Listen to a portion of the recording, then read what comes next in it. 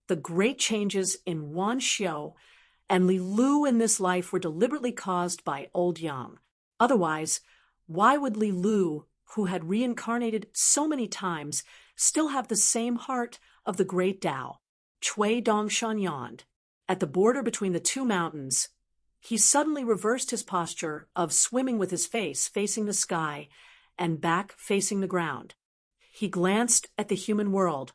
The big and small night wandering gods of the northern mountain city god temple were probably the existences that were most grateful to Lord Wei Shan. On Mt. Padding Cloud, Wei Pai, who was temporarily free, was in a small bamboo forest. The few remaining bamboos not only came from the Bamboo Sea Grotto Heaven, but also from the Azure Immortal Mountain where the mountain god temple was located. They were extremely precious. Back then, he had been harmed by Alliance, so he had to endure it. In fact, every time Wei Pai went to Luo Pa Mountain's bamboo house, he had mixed feelings. If he took an extra look, his heart would ache, but if he didn't, he couldn't help it. Now the bamboo forest was shabby and there was a shortage of green and yellow. Wei Pai sighed. The night wandering banquet could be held again, but the bamboos had to be protected. Previously, he had found Cui Dongshan and asked if the white-clothed youth had any relationship with the Bamboo Sea Grotto Heaven, and if he could buy a few more bamboos of similar quality. Here, at Mt. Padding Cloud, he could buy them at a high price. At that time, Cui Dongshan had a strange expression, saying that he was willing to bite the bullet and risk half his life to open his mouth for the Mountain Lord. But he was afraid that he would be beaten half to death by the Lady of the Azure Immortal Mountain and implicate Mt. Padding Cloud to become a first-class guest on the Green Mountain God Temple's list. Wei Pai could only give up. However, he placed his hopes on Chen Pingan. In any case, this young lord of Mt. Luo was really good at dealing with women or with seniors.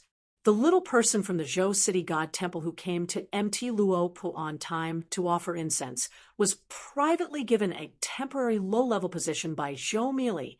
He was the right Dharma protector of the Riding Dragon Alley, the one that Zhou Meili had resigned from. Moreover, she told him frankly that whether he succeeded in the end would still be up to Pei Qian. Right now, he was only temporarily in charge. The little guy was so happy that he almost went home to beat drums and gongs. When the little person returned to Mt. Luo Po's pavilion of the province, probably because he was wearing an official's hat, he had a tough back. The little guy spoke like he was quite arrogant. He stood on the edge of the incense burner with his hands on his hips, raising his head towards the golden statue and saying, "Show some respect when you speak in the future. Why don't you fucking put more incense ash in the burner? If you make me hungry, I'll report you to Mt. Luo Pa. I have someone protecting me on the mountain right now. So if you don't want me here, there'll be somewhere else." The Lord Mt. Luo Pa, that ranked first across the entire Dragon Province, chuckled and said, "What a great official's might." The little guy's courage diminished slightly. He crossed his arms over his chest like the right Dharma protector, and was just about to say a few heroic words when Lord Mt. Luo Pa slapped him out of the Mt. Luo Pa mountain. He felt humiliated, so he just ran away from home and joined Mt. Luo Pa for half a day. When the right Dharma protector of the Dragon Rider Alley ran into the right Dharma protector of Mt. Luo Pa mountain, he only resented himself for being too small, unable to carry Sergio's pole and bamboo cane. Instead, Chen Wanshu heard the little guy grumble about many of the faults of Lord Mt. Luo Pa mountain, so he tried to persuade him. He basically said, "You've gone through so many trials and tribulations with the old Mt. Luo Pa mountain in the past. Now that your master has finally been promoted to an official after so much difficulty, you can be considered as half a face of the Mt. Luo Pa mountain. You can't squabble with Lord Mt. Luo Pa mountain so often, just in case the other Mt. Luo temples of various sizes and civil and military temples see you as a joke." In the end, Wanshu smiled and said, "Of course the right Dharma protector of our Dragon Rider Alley isn't insensible. He's always been very thorough in his work, and he's even polite. Xiao Li nodded vigorously on the side, placing her hand on the little person's head gently. We've been and are still the right Dharma protector of the Dragon Rider Alley, so we're all very clever. The little person was stunned at first, then he thought about it. In the end, he was overjoyed. Now that he had a way out, the little guy jumped off the stone table and happily went down the mountain to go home. Tonight, Lu Xianyang walked alone along the Dragon Whisker River until he reached the Tiefu River. On the other side was the water god temple of the river god Yanghua. Lu Xianyang then turned around. Before leaving the South Saw continent, the old master said goodbye to him on the stone cliff. He told Lu Xianyang about this matter, and then let him choose for himself. Lu Xianyang raised his wrist and smiled bitterly. Without any hesitation, Lu Xianyang bowed and asked the old master to help him cut the red string. Chen Chunan smiled and broke the red string with 2 fingers. He reminded Lu Xianyang, when you return to your hometown, be more careful. The person behind this is definitely not simple. Lu Xianyang sighed and rubbed his cheeks hard. The strange existence of that sword cultivator Lu Kai was indeed worrisome. However, when he thought of that Miss Jianyu, he felt a little happy again. He immediately ran to the water's edge and squatted down to look in the mirror. Damn it, even Chen Pingon couldn't compare to those handsome lads. Miss Jianyu, you're really lucky. North Continent, the head of the Fish Mallard Academy, Zhou Fei, was waiting for the 2 replies. For the time being, he couldn't go to the Aquarius continent to relax, so he could only go to the nearby Lion Peak to relax. He drank with 2 old friends, old and new. His good friend was the head of the peak and the martial artist Lier. In fact, Zhou Fei had visited the Lion Peak not long ago. At that time, there was a young Confucian scholar who claimed to be from the Cliff Academy. When he met Zhou Fei, the young man was reading on the mountain. At first glance, it was obvious that he wouldn't mistreat himself. The young man, named Li Huai, thought Zhou Fei was a cultivator from the Lion Peak. He wasn't afraid at all, and was very enthusiastic. He dragged Zhou Fei to drink with him. He gave the remaining half of the wine on the table to great immortal Zhou, who claimed to be surnamed Zhou. He said that in his hometown, regardless of whether it was salted water or peanuts, using chopsticks was a sign of friendship. As long as great immortal Zhou didn't mind, there was no need to be picky. He also said that he had a sister who was cultivating on the mountain and wanted to trouble great immortal Zhou to take care of her in the future.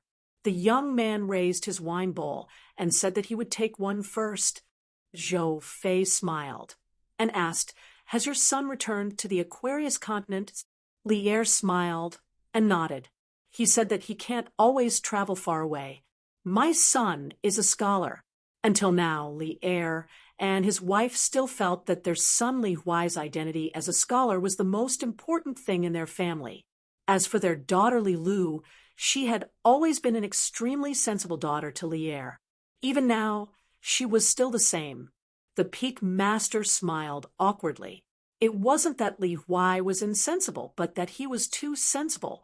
For the sake of his sister's immortal fate on the mountain, he could say any kind of mushy words. Firstly, there wasn't such an atmosphere on the Lion Peak.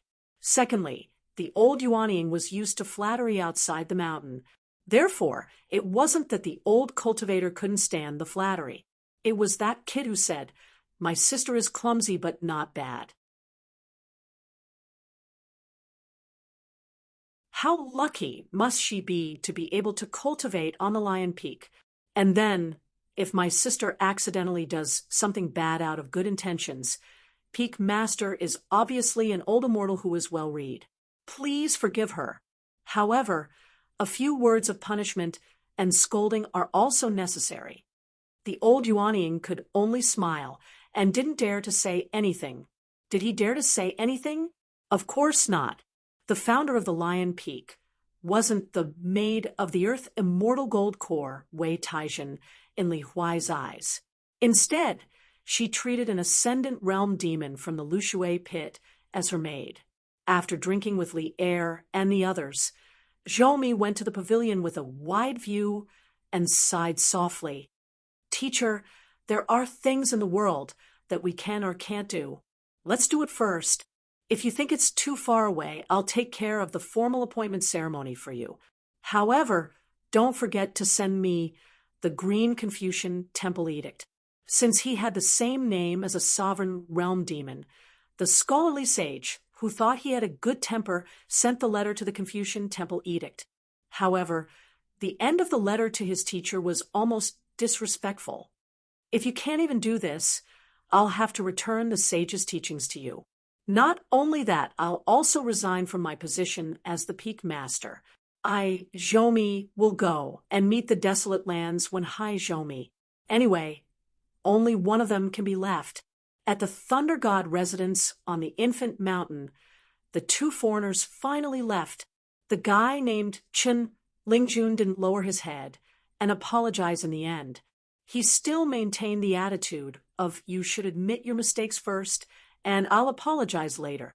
The Thunder God residents let him go because the Marquis of Longting, Li Yuan, sent him a second secret letter. The letter only had one sentence: don't be so shameless. If my good brother eats one more prison meal in your residence, I'll turn your Thunder God residence into a water prison. Ew. However, Chun Lingjun was still in the dark. He just thought that he had made a wish in his heart and prayed for his master's protection. His wish finally came true. His reputation was ruined in the Thunder God residence. However, he didn't have to eat prison meal every day in fear. Otherwise, if there was a slight taste of meat in the food, Chun Lingjun would feel like he was going to die. Then he would turn around and watch his good friend wolfing down the food. He would feel sad, thinking that he had implicated his good friend. Now, the sky was high and the earth was wide. Not only did the old immortals of the Thunder God residence on the Infant Mountain not haggle over the loss of the word God residence, they even sent him down the mountain in a friendly manner. Chun Lingjun secretly left all the immortal money on him in the prison. He only left some gold leaves and silver ingots to ensure that he and his good brother didn't have to worry about food and drink. The Thunder God residents didn't pay attention to the things they did, but Chun Lingjun, was a particular person. After going down the mountain, Chun Lingjun couldn't help but feel a little unhappy. The young coachman said, "The old immortal of the Thunder God residence didn't admit his mistake, but we didn't admit our mistake either. Let's call it even." Chun Lingjun looked back at the Infant Mountain from afar. We're already immortals.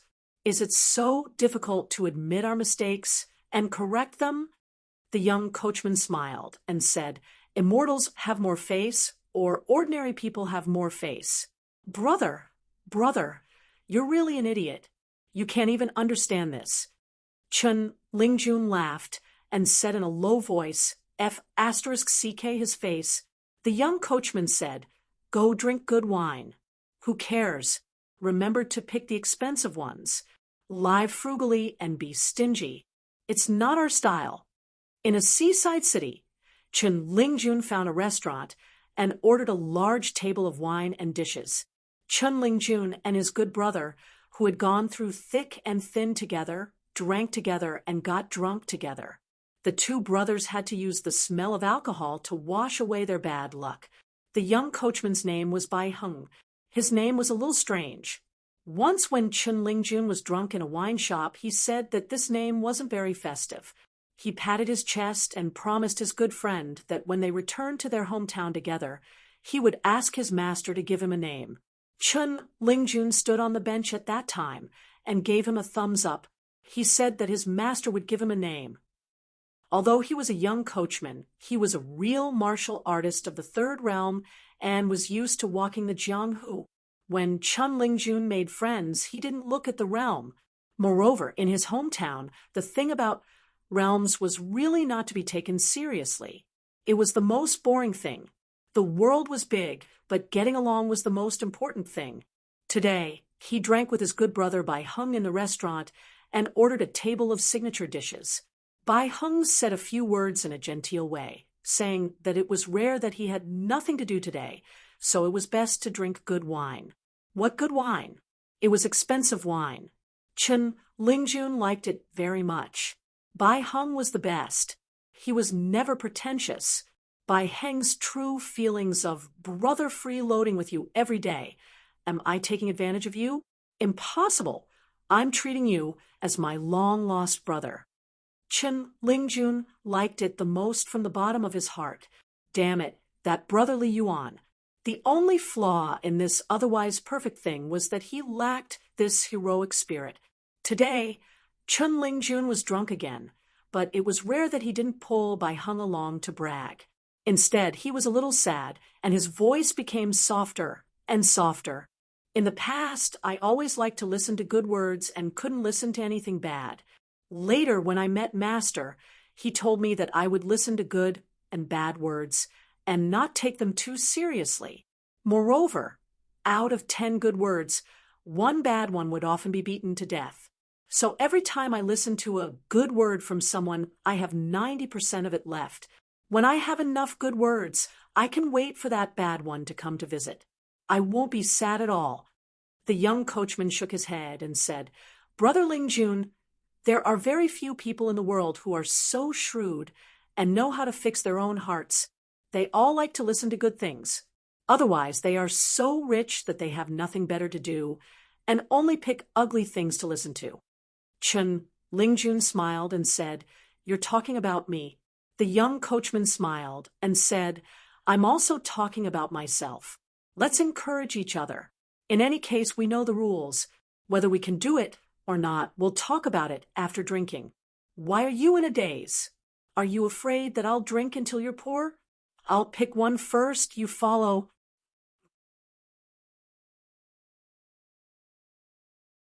Chen Lingjun hurriedly drank a bowl with Bai. Chen Lingjun couldn't help but sigh. His mood was a little strange today. Chen Lingjun thought of that old brother of his from Mount Huanghushan for no reason and said, Bai, come visit my house in the future. I want to introduce you to a friend.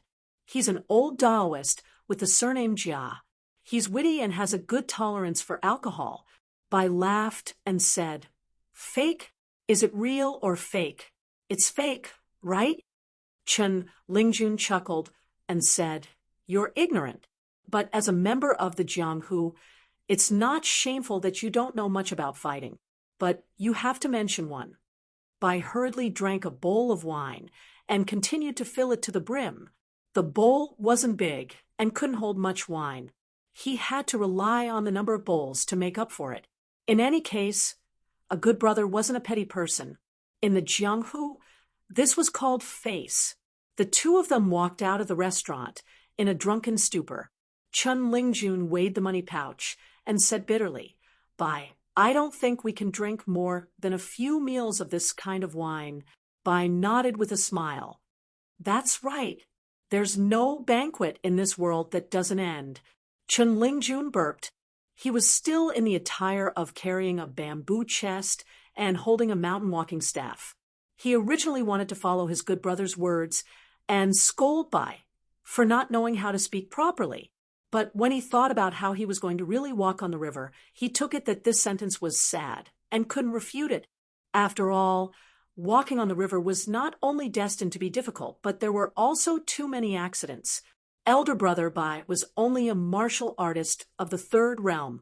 Firstly, he might not be able to keep up with his speed of walking on the river. Secondly, it was even more unstable. What if a thunder god residence blocked the way? Bai hurriedly turned his head to look at Chen Lingjun, who had his head lowered, and didn't say anything. He smiled and slapped the back of Chen Lingjun's head, causing the latter to stagger. Chen Lingjun scratched his head. What the heck? Bai hurriedly patted his stomach and said with a smile, Wine can fill one's stomach. Chen Lingjun hesitated for a long time before saying, Brother, we might really have to part ways. I have something to do that can't be delayed. If it succeeds, I will look for you to play later. We will drink good wine, drink the most expensive immortal wine. Ew. Chun Lingjun saw that Bai hurriedly smiled at him and was startled. What, after being locked up for so long, you can treat me like a girl? Bai hurriedly, don't be like this. I will give you all the gold leaves, but I will keep the silver ingots. After that, I won't care where you go. Bai hurriedly laughed out loud. No need, no need. Following a good brother, I don't have to worry about food and drink. This is the business of the martial world. Chun Lingjun had already taken down his bookcase and walked to a secluded place. He opened the bamboo case and took out the remaining gold leaves and gave it to Bai hurriedly. Seeing that his good brother did not move, Chun Lingjun grumbled, "Hurry up if you don't do things well. How can you be my good brother?" Bai hurriedly hesitated. Chun Lingjun directly tossed it to him. After Bai hurriedly caught it, Chun Lingjun hugged the mountain walking stick and cupped his fists. Bai hurriedly, let's part ways here. If you are willing, go to the Water Dragon sect and wait for me. As long as I can return, I will definitely look for you and bring you to the Aquarius continent to play. I am not bragging, but I am very familiar with the place. Wherever I go, I will drink and not spend money. When we are there, we will continue to eat and drink well. Bai hurriedly laughed. Then I will go to the Spring Dew Garden and wait for you. Chun Lingjun thought for a while. He did not know who was waiting for whom, but it was not convenient to say more, so he agreed to meet at the Spring Dew Garden. Chun Lingjun left in big strides. Bai hurriedly kept the bag of gold leaves in his sleeves. He leaned against the wall and watched the figure gradually disappear. Indeed, he did not know who was waiting for whom. Bai hurriedly waited for it to happen. Just like that old Taoist, Jia Cheng, he would return this body. However, he was slightly different from Jia Cheng. Back then, the muddle-headed Jia Cheng was him taking a nap, but he was not Jia Cheng occasionally. From time to time, he would still take a few glances at the pearl grotto heaven of the past. As for the body he was wearing now, he was just a passerby. When he left as a guest, the owner would not remember that there was a guest. When the guest came uninvited and came without permission, of course, he would have to give him a gift. Of course, it was not difficult to have a physique of the far-traversing state or a cultivation level of the land immortal. However, when an ordinary person suddenly became rich, only his state of mind was still shallow. In the long run, it might not be a good thing.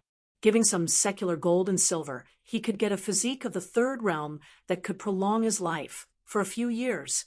It was enough for the coachman to return to his hometown, as if he was sleepwalking. Then he would get an inexplicable small fortune and be at ease. That would be enough. Looking for flowers in the fog was not a mistake.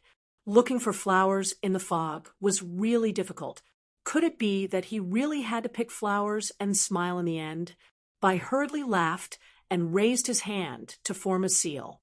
The sword technique was the Tao technique, the sword of the flying sword, the Tao of the Tao technique. When the sword was unsheathed, the Tao revolved. The long river of time seemed to flow in reverse. Just as Bai hurriedly took the bag of golden leaves, Chun Lingjun had just turned around. Bai hurriedly smiled and said, "Chun Lingjun, I did come for Zhan Long. When I arrived at the ruins of Pearl Grotto Heaven, I killed 2 birds with 1 stone and saved myself the trouble. First, I killed the remnant of the true dragon. Then, I ran a few steps further and beheaded you, Chun Lingjun, at the estuary of Jilu Estuary. It's just nice as a small return gift to Lu Chun for messing with me." That Chun Lingjun turned around and gave Bai hurriedly a thumbs up. As expected of a good brother, even the way they spoke was the same. "If I don't drink, I am the most miserable person on Luopa Mountain.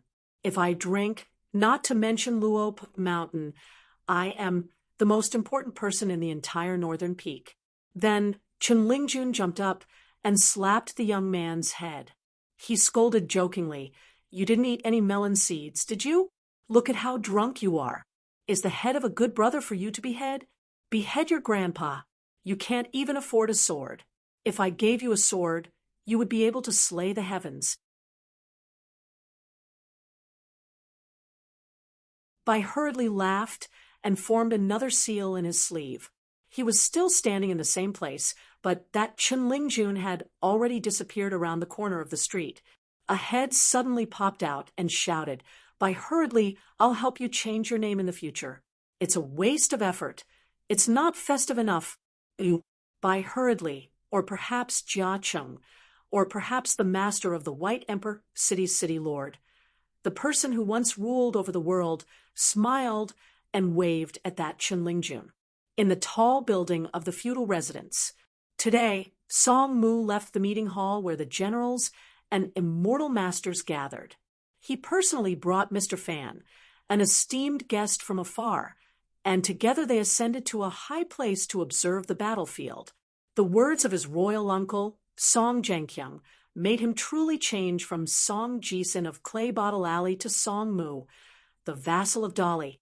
If you spend your whole life studying hard, you may not necessarily become a sage of the Confucian Temple. If you cultivate Taoism, you may not necessarily become an immortal. However, you are the vassal of Dali. You don't have to care about whether you are Song He or Song Mu in the genealogy of the Song family.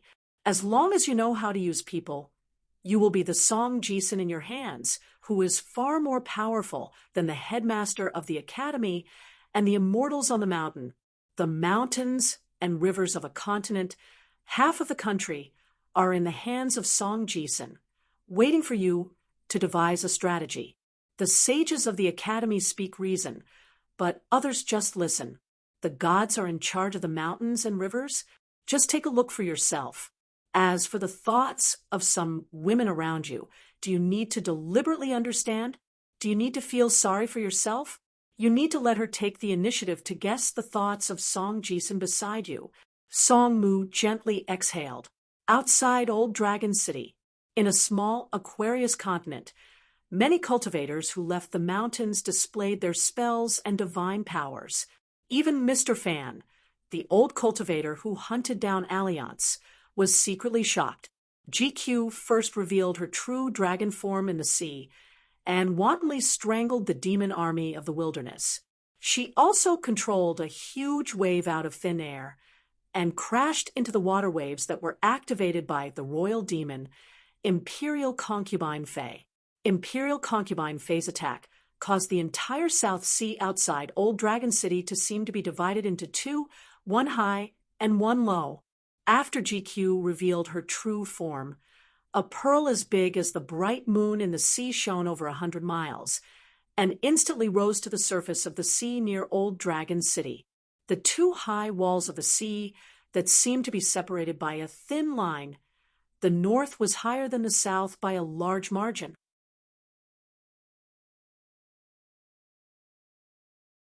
After all, Imperial Concubine Fae's move of the sea was originally this royal demon's full effort, and there were also hundreds of demons who were proficient in water techniques helping to add fuel to the fire. GQ allowed half of the sea to collapse and directly rushed behind her, flooding Old Dragon City. She just fiercely smashed the wall on the way forward and went straight to the south to find Imperial Concubine Fae. Of course, the Aquarius continent's cultivators on the battlefield of Old Dragon City would not allow the sea to destroy Old Dragon City's mountain river formation. The sword boats suspended in the sky, and thousands of flying swords shot out. The group of sword immortals and sword cultivators from the North Continent, as well as the native sword cultivators of the Aquarius continent, including the Fu family's consecrated Chuyang, shot out all kinds of sword lights and shattered the water. There was also the Tao attainment master from the White Frost dynasty, who allowed the calligraphy that had lost its words to completely disappear from the world. He then turned the seals on the calligraphy into golden puppets that were hundreds of feet tall. Each of them held a magic weapon, and they lined up in a line outside Old Dragon City. There was also the eminent monk, who represented the Aquarius continent's temple to return the gift from the Dali dynasty. He did not hesitate to give up his two natal items, a monk's staff, and a kasaya, and used his staff to transform into a dragon.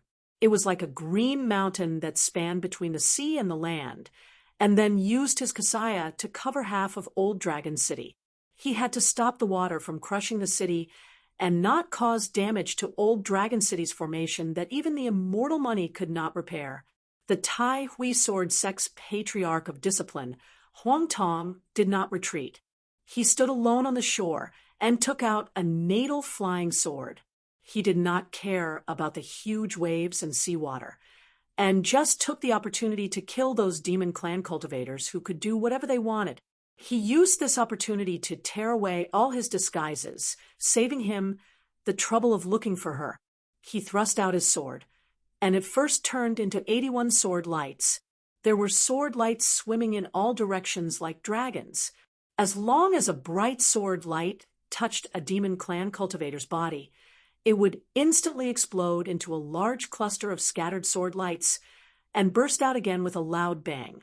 In the past, when he fought with the sect master at the Great Wall of Sword Chi to seek death, this was where Huang Tong's confidence came from at that time. Unfortunately, he was still suppressed by the sect master Han Huaizi's "I am the sect master."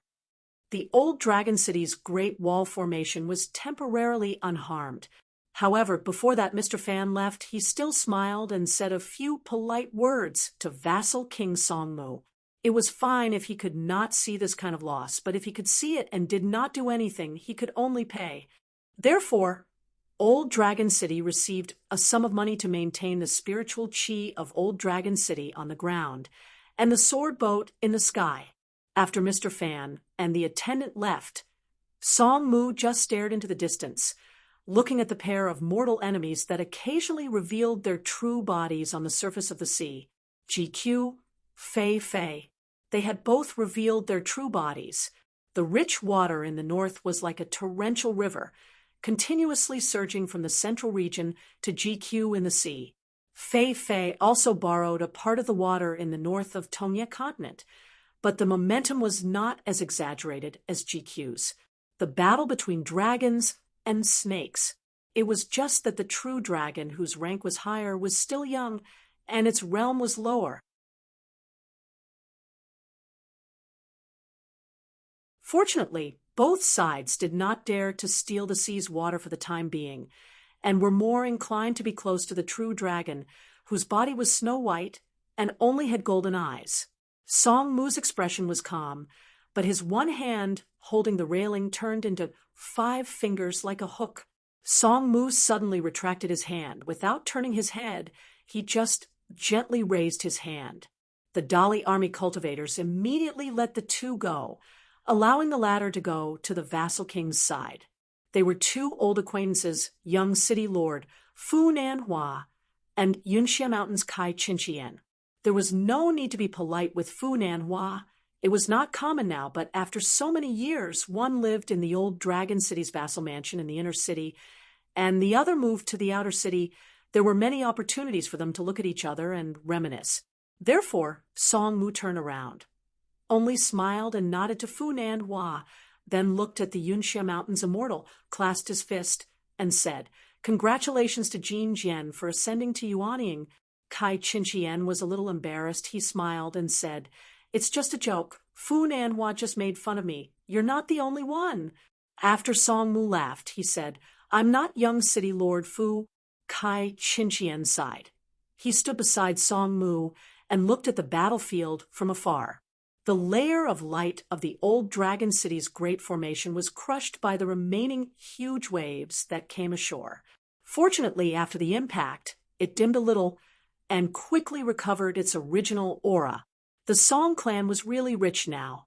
After Kai Qinqian got the opportunity of the ascension platform, because of her sex Yunxia Mountain, she did not need to go to the battlefield to fight. Her financial and material resources could be exchanged for military achievements. After Yunxia Mountain knew that Kai Qinqian had ascended to Yuanying, the Grand Master of Law even specially looked for Kai Qinqian and asked her to promise one thing, that she would not stop him from going out to fight, but she must protect the foundation of the Great Tao. Song Mu continued to look at the battlefield in the distance. His cultivation realm was not worth mentioning, but it was a good thing he did not need to look at the bloody scene. It was too real. That was the only true dragon in the world. It was 3,000 feet long. Once the wound on its huge body was torn, it would be even bigger and more shocking. Kai Chinchian glanced at the king of vassal state, who was not too young, and sighed in his heart. Finally, he was no longer the young man who could not hide his noble aura in the mud bottle alley. In the center of the Aquarius continent, at the Imitation Beck Okekyung building, the 12 flying swords were released together for the first time. They disappeared into thin air above Pidu and Great Blasphemy, and appeared in the sea outside the old dragon city. The flying swords nailed Fei Fei's true body from head to toe.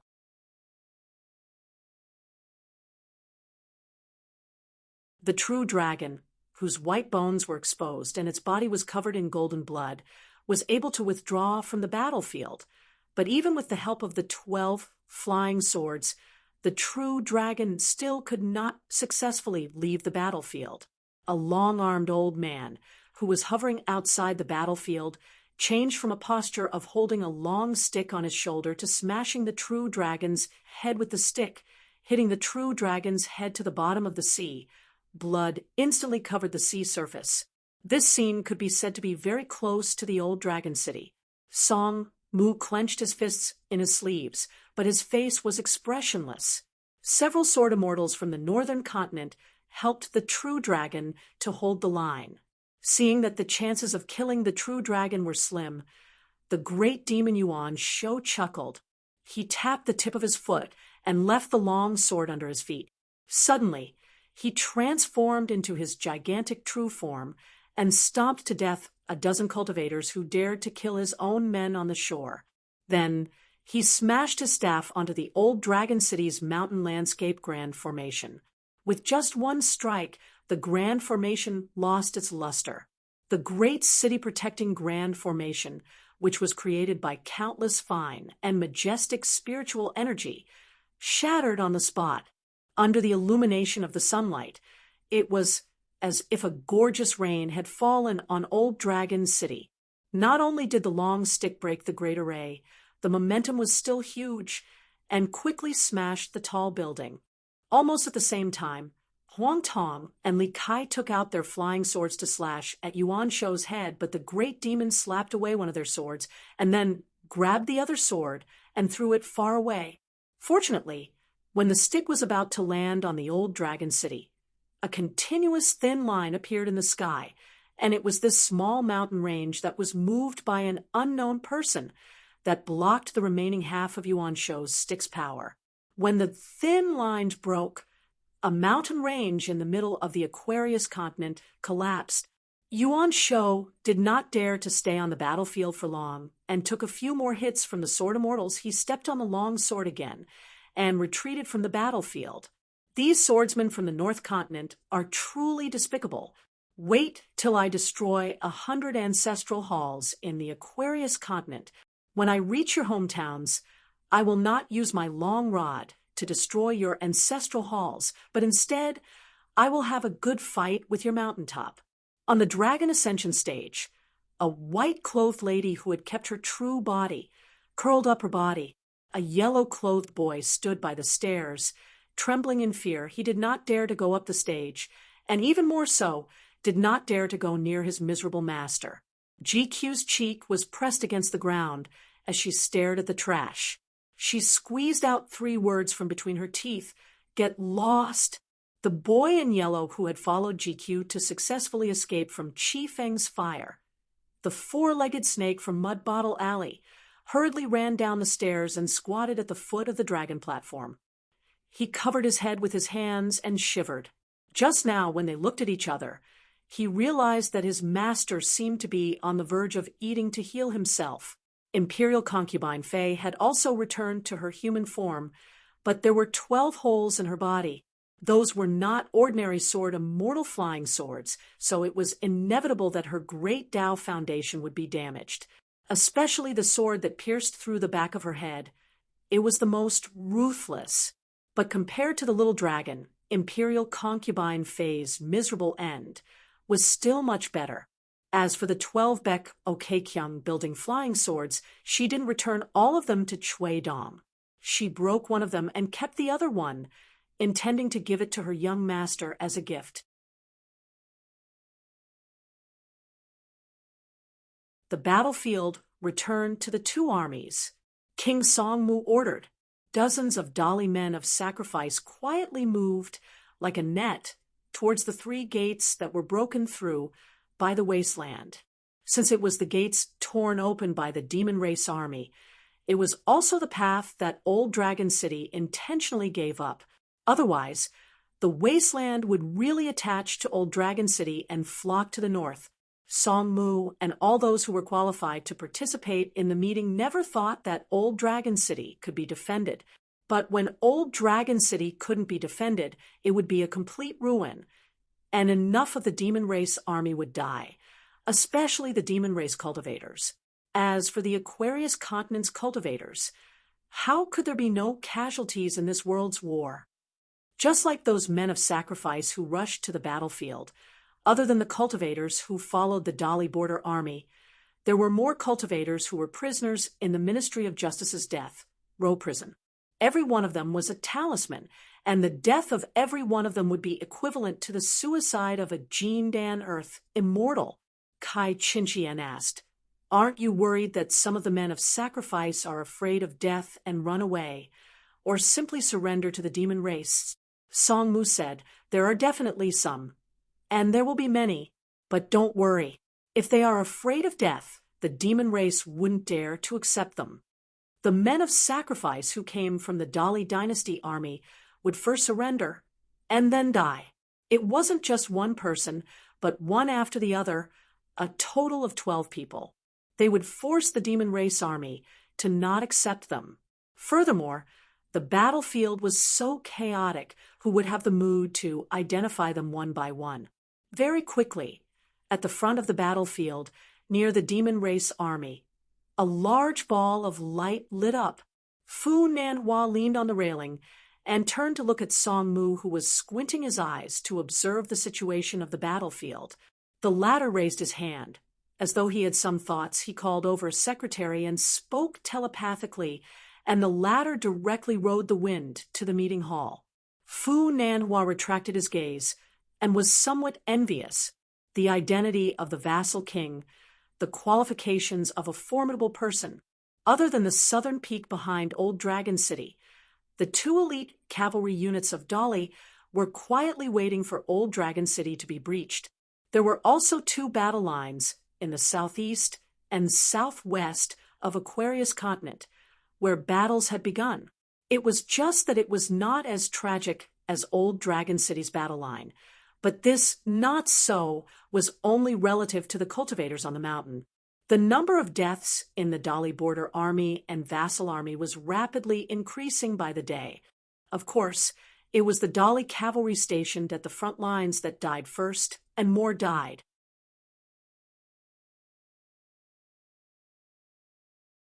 But there were also some vassal army soldiers that the Dali dynasty thought were strong enough to fight on the front lines.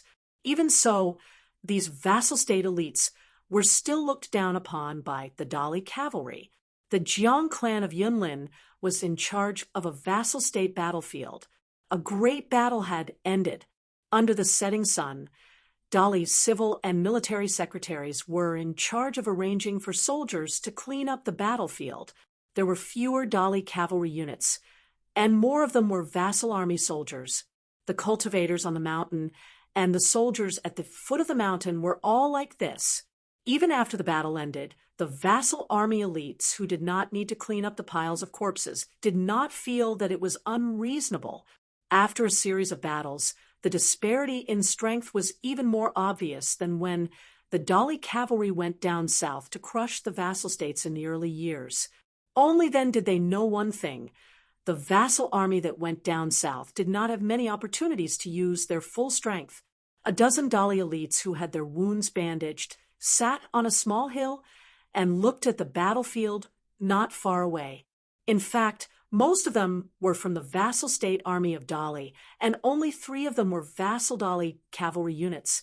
However, after a few battles, the relationship between the two sides became slightly more harmonious. The so-called harmony was that they could chat more leisurely. A young soldier who came from one of Great Lee's vassals said softly, "Lieutenant, according to those immortals, I heard that when a person dies, most of them are gone forever. Some of them will turn into wandering souls, and they will die in the first 7 days. Only a small number of them have the chance to turn into ghosts." The general who was called lieutenant had an elegant face. If it were not for his injuries, people would believe him if he was thrown into the vassal state army's hometown. But this lieutenant was, of course, an old official position in the vassal state army in the past. Now, not to mention lieutenant, he could not even be a senior lieutenant. He could only be a deputy lieutenant in the Dali Border Army, and he was promoted by one rank not long ago. Before today's battle, he was only one of the 3 deputy senior lieutenants, but now he was not one of them. He would probably become one of them again tomorrow. He laughed softly. "Our hometown is still here. The sooner we die, the sooner we can go home. If we die too late, our home will be gone. When that time comes, we won't even know where to go when we die. If we were lucky, we could have taken a few more looks, but now we are unlucky." In fact, this military officer named Chung Ching was a true grand scholar. Chung Ching turned to look at the senior lieutenant beside him and joked, "Your dolly is at the northernmost side. Have a good trip." Senior Lieutenant Wang Ji was a Dali Border Army scout. He was about the same age as Chung Ching, but when he joined the army, Chung Ching was still a teenager and was still studying the sage books. Chung Ching once asked a question that he wanted to know the answer to. Why were the Dali Iron Cavalry so strong? The man who had been a Dali Border Army lieutenant for many years actually looked like a man in his 40s because of his old appearance. The man thought for a long time before giving an answer that was not the answer. He said that when he first joined the Border Army, the first time the enemy's knife saw his own bone, he carried the old senior sergeant to bandage his wound. In fact, the old senior sergeant did not blame him. At that time, he only blamed himself. He felt that he was not a good man, but he had to pretend to be one. As for later on, he got used to it. A young Dali Border Army soldier said angrily, "What do you mean by your Dali Iron Cavalry? Explain it clearly to me." Wang Ji's old appearance was really old, but the young man's face was really young.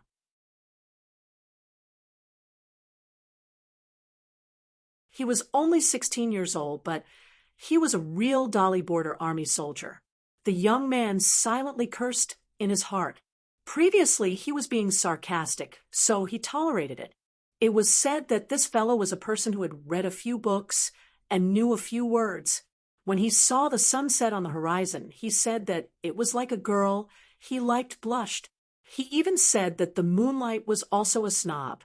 Otherwise, why would the moonlight look better than cotton and linen clothes on a bright moon night? He spouted such nonsense that others could only half understand. "You are so *king knowledgeable, but I don't see you killing more demon beasts than me. Why don't you become the Minister of Rights?" Chung Ching smiled and said, Okay. Senior Sergeant Ma is right." The young man with the surname Ma always said that his surname was Ma, so when he was reincarnated into our Dali Iron Cavalry, it was all for the Dali Iron Cavalry. Seeing that Chung Ching was like this, the young man did not pursue the matter. After all, Chung Ching was now half a lieutenant. As for why it was half, he was still an outsider. Wang Ji did not stop the young man's words. He only reached out and pressed the young man's head, not allowing this little brat to continue talking nonsense and hurt the harmony. Wang Ji smiled and said, "It's just a habit. It doesn't matter. Besides, we don't even care about life and death anymore. What else is there to care about, now that we are all fellow soldiers?" Ooh. Hearing this, the young man was about to speak, but the senior sergeant pressed his head harder, and he immediately shut up. According to our Dali law, all the soldiers of Dali's vassal states will be demoted by at least 3 ranks. Those who have no rank will be demoted, so they will be obedient pawns. Chung Ching teased. Corporal Ma, did you see Fairy Song, who looks about the same age as you? Did Fairy Song cry when I bandaged your wounds this time? The young man's face turned red, and he scolded, You scholars are all frivolous things. How can you make fun of a little girl and call her a hero? Get up, let's spar. Chung Ching waved his hand. I don't dare. I admit defeat. Everyone, whether they were Dolly natives or not, roared with laughter. At the rear of the battlefield, the Yao family's cultivators and the Dan Cauldron sex cultivators were the two deities with the highest status in the eyes of the Dolly soldiers. The reason was simple. One could save lives, the other could give people a higher chance of survival. Regardless of the level of a woman, regardless of her appearance, they would sincerely call her fairy. Men would even use the word deity in their surnames. It must be known that the Dolly Border Army had always scoffed at the deities of the Aquarius continent. Before this war that had started, no one knew if there would be a tail. Those who cultivated on the mountain did not care who you were.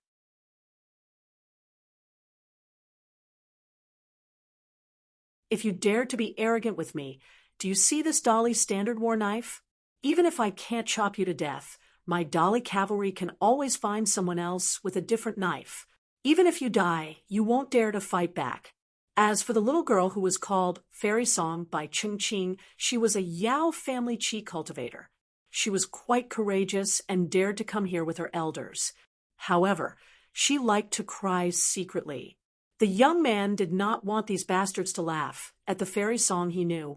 He immediately changed his attitude and asked, Senior Sergeant Ma, I heard that you followed our general to the Ministry of War in the capital. How was it? Was the yamen imposing? Minister Ma, is it true that the legend is true? A sneeze is louder than thunder? The Senior Sergeant Ma, who was serious in speech and manner, twitched the corner of his mouth and took it as a smile. Back then, I was the general's personal guard. That was why I had the chance to walk around the capital. Without official documents, I could not enter the Ministry of War's yamen. Sneaking in would be courting death. I could only obediently wait outside for the general. There were people coming and going in the yamen. So I plucked up my courage and touched the mane of the stone lion. However, before I could touch it to my heart's content, the general came out and said that he was done with his business and wanted to go somewhere else. He has a friend who is working in a yamen under the Ministry of War. He is not doing well. He is also a high-ranking official and wears the same official patch. How can he compare to drinking tea in the yamen and drinking horse piss on the battlefield?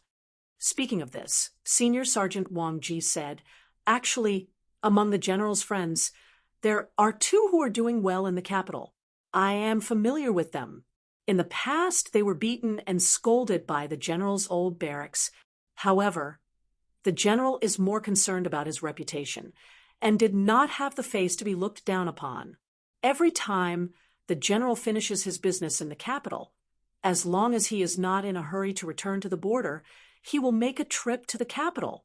In the general's words, these old friends of his are not even as high-ranking officials. In fact, these old friends of his were not that old. It was not that they were not doing well, but that they died early. Chung Ching sighed in his heart.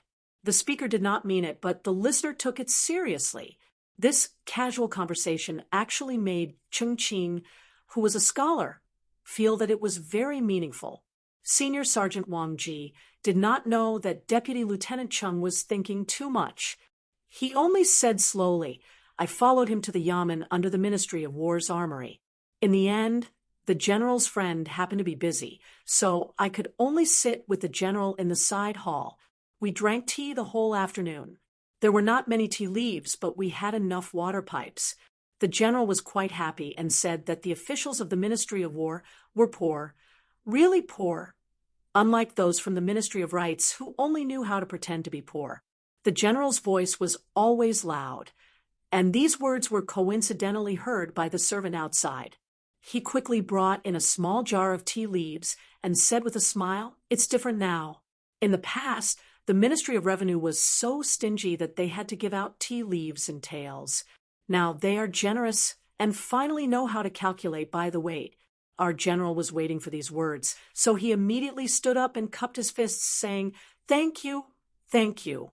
Fortunately, old Lieutenant Liu, who I used to follow, has been promoted to Assistant Minister of the Ministry of Revenue. That old servant immediately laughed heartily, saying that the two of us can be considered half a family. We asked each other about their experiences in the border army. Great, we are really relatives.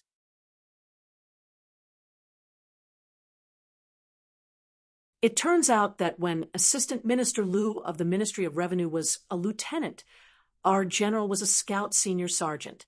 Who would have thought that when Assistant Minister Liu had just joined the army, the old man was already a corporal? The general wanted the old man to sit down and drink tea while he helped to guard the door. The old man smiled and said that he could not. These are two different things. Drinking as a punishment was delicious at the border, but now that he is working in the yamen, drinking as a punishment is not delicious.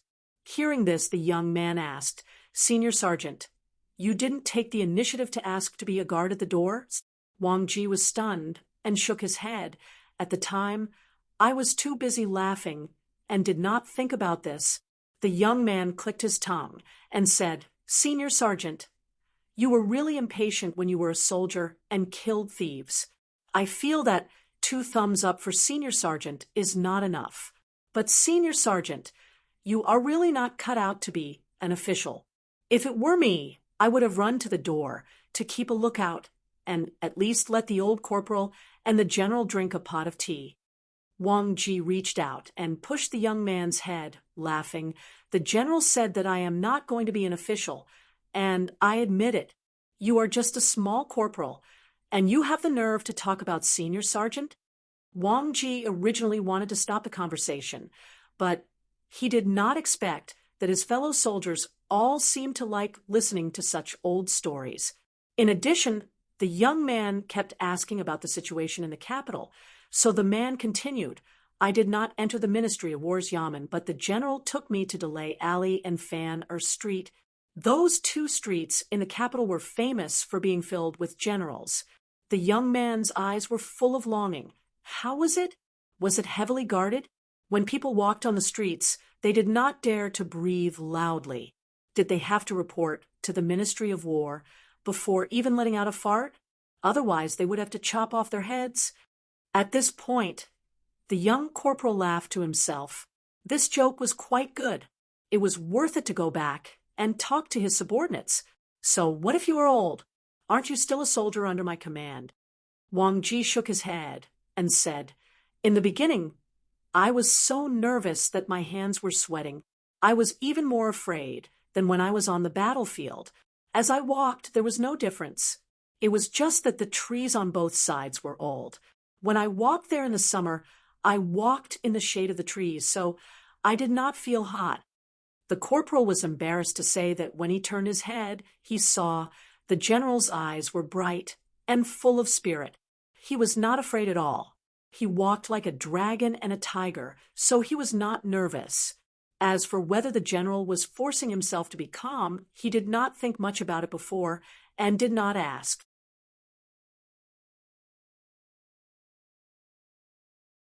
He planned to ask if there was a chance in the future. The young man glanced at Ching Ching and laughed. "Delay Alley and Fan Street. Listen, can you come up with such good names?" Ching Ching nodded and said, "We can come up with such good names. However, only Dolly has Delay Alley and Fan Street." These were words from the bottom of his heart. The young corporal said angrily, "Look at you. Are you looking for a beating? I am barehanded. I will let you use a knife and have a spar with you. Whoever loses is a coward." Wang Ji reached out and pressed the young man's head again to stop him from embarrassing himself. He laughed and scolded, "He is saying good things. Be more careful. Read more books in the future." The young man moved his head closer and whispered, "Can't you tell good from bad? After all, they were brought up by our corporal. I was just annoyed by them and found a reason to vent my anger. The corporal only repeated, "Read more books in the future?" In the corporal's eyes, this young corporal was actually a child. Moreover, he was only 16. Was he old? A young man, as long as he could live in a peaceful world, could read more books. Let those of us who are older and have a higher position die first. The corporal did not tell the young corporal that the old man in the yamen who was holding the tea set and the teapot was very stable. However, the other hand that was deliberately hidden was trembling. The tendons in his hand were cut off on the battlefield. As for the old man's hand that did not tremble, he was missing 2.5 fingers. Scouts from the border army, cultivators who followed the army, and old soldiers from Dali. The Dali dynasty valued these the most. They would easily die first. Those who were immortals did not care about their lives. And those who lived for a long time on the battlefield, civil officials, immortals, and distinguished scholars, the Dali dynasty recognized them now. However, as long as they met the former, they had to step aside. When the greatly cavalry and the vassal armies were first established and united, there were many conflicts, big and small, between the two sides. It was not only verbal, both sides often fought. Because of this, he had protected his subordinates quite a few times. At the very least, he wanted to seek justice. He only hoped that the valiant soldiers from Dali's border army would not speak too much. It was enough. He did not dare to expect more. Fortunately, Dali's border army law had always been there. The vassal troops could not break it. Those Dali's border army who spoke without restraint did not dare to make a big deal out of it. Moreover, they would often beat their opponents on the training field. When they returned, they would be dragged back to the training field and beaten on the spot. Dali's border army could see it. The vassal troops could also see it. Or according to some Dali's border army customs, they would be beaten with the back of a sword. Even worse, if they violated the rules, they would be dragged by a war horse. Their entire back would be badly mutilated. Strangely, when they gathered to watch the show, the vassal troops would often be silent. The Dali's border army would be the most rowdy with their own people. They would blow their whistles and say strange things loudly. "Oh, your buttocks are white and white. Let the brothers satisfy their cravings tonight." There was a strange thing about the Dali's border army. The old scouts of the border army or the old Dakarchas from the old barracks did not have high positions. In fact, they were very low. However, they all put on airs. This was especially true for the former. Even the Dali generals who received official military ranks would often first salute when they met on the road. Whether the other party would return the salute or not depended on their mood. He even witnessed a scene with his own eyes.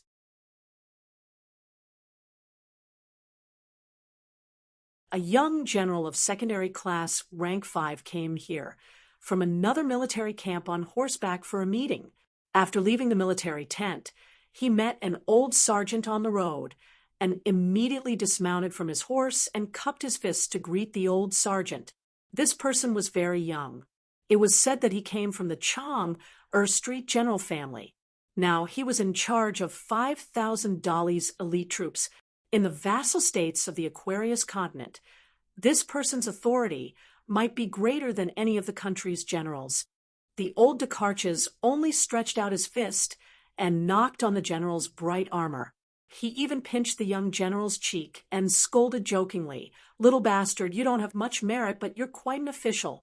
No wonder you wanted to leave our scout team. You have a good father who's a high-ranking official. You're so capable. You can go wherever you want. In my next life, I'll find you.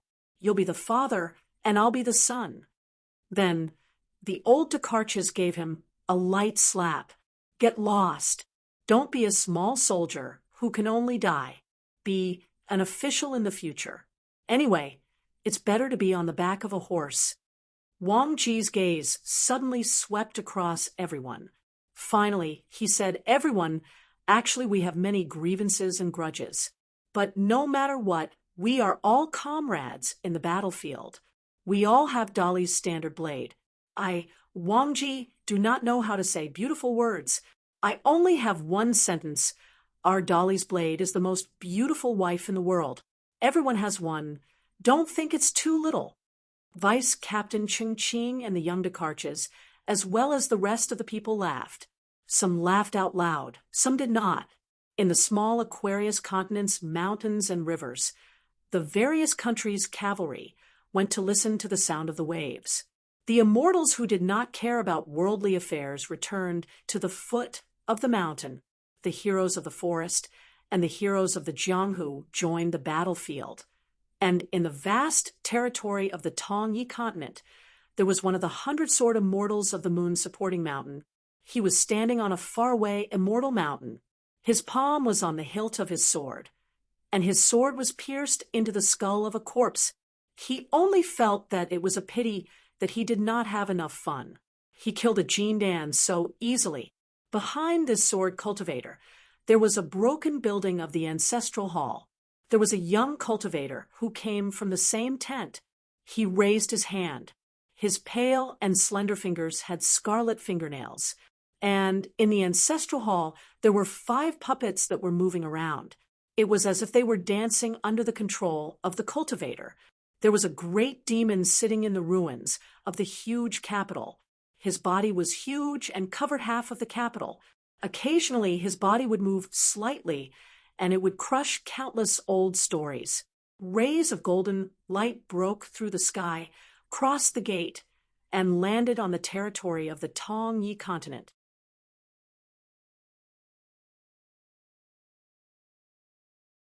When one of the huge ancient deities walked through the human world, there was a rainbow-colored light behind him. The Jiazi tent announced to the Tongyi continent that all the local demons of the Tongyi continent, as long as they could find a military tent nearby, would be conferred the title of mountain and water deity according to their cultivation level. After returning to the old land, they destroyed the Confucian temples and only left the martial temple. When Lord Xingwang and the mountain and water deity built their own ancestral temples, they gathered incense. There were also people who said that since they could pass the Great Wall of Sword Qi, there was no reason why they could not pass the small old dragon city. Zhou Mi stood at the northernmost crossing of the Tongyi continent. He looked at Cui Dong, who was in the center of the Aquarius continent, and smiled, although we have disappointed Xiu, who we cannot disappoint him too much. Cui Dong turned his head and looked into the distance. He looked at the Fuyao continent and the Jinjia continent. Zhou Mi nodded. It is too late to plan. On the side of the Fuyao continent, there was a myriad of sword lights that headed towards all the remaining students of the various academies. The Jinjia continent had already given up half of its land, and the demon army was still advancing steadily towards the north. On a battlefield where the situation had already been decided, an ascendant realm great demon and Chao Ci's group met on a narrow path. The great demon ordered the army to disperse. He held a red gourd and blew the Samadhi true fire. The surrounding hundreds of miles was scorched earth, but the white-robed man was still punching. On the battlefield, there was still a young woman who did not know whether she was dead or alive. She had already been played by an extremely rare 9th realm peak martial artist under the great demon's command. This battle gathered almost all of the remaining elite soldiers of the Jinjia continent, as well as many upper 5 realms and earth immortals. After fighting with the great demon army for a month, victory and defeat were possible. The Jinjia continent finally lost miserably because of the betrayal of an old ascendant realm cultivator of the Jinjia continent. At the end of the great Tao, he did not have long to live. The old cultivator wanted the old mountains and rivers of the human world to mourn with him for eternity. While the pure martial artists were fighting, an upper 5 realms demon cultivator came behind the female martial artist. He held a long spear in his hand. The 2 ends of the spear were as sharp as blades. He was about to chop off the woman's head. As for whether or not he would accidentally injure the 9th realm martial artist, he would think about it after obtaining a merit.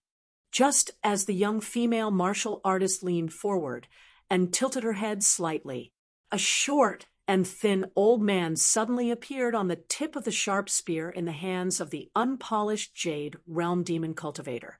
He stepped on the tip of the spear. White hair, purple clothes, barefoot.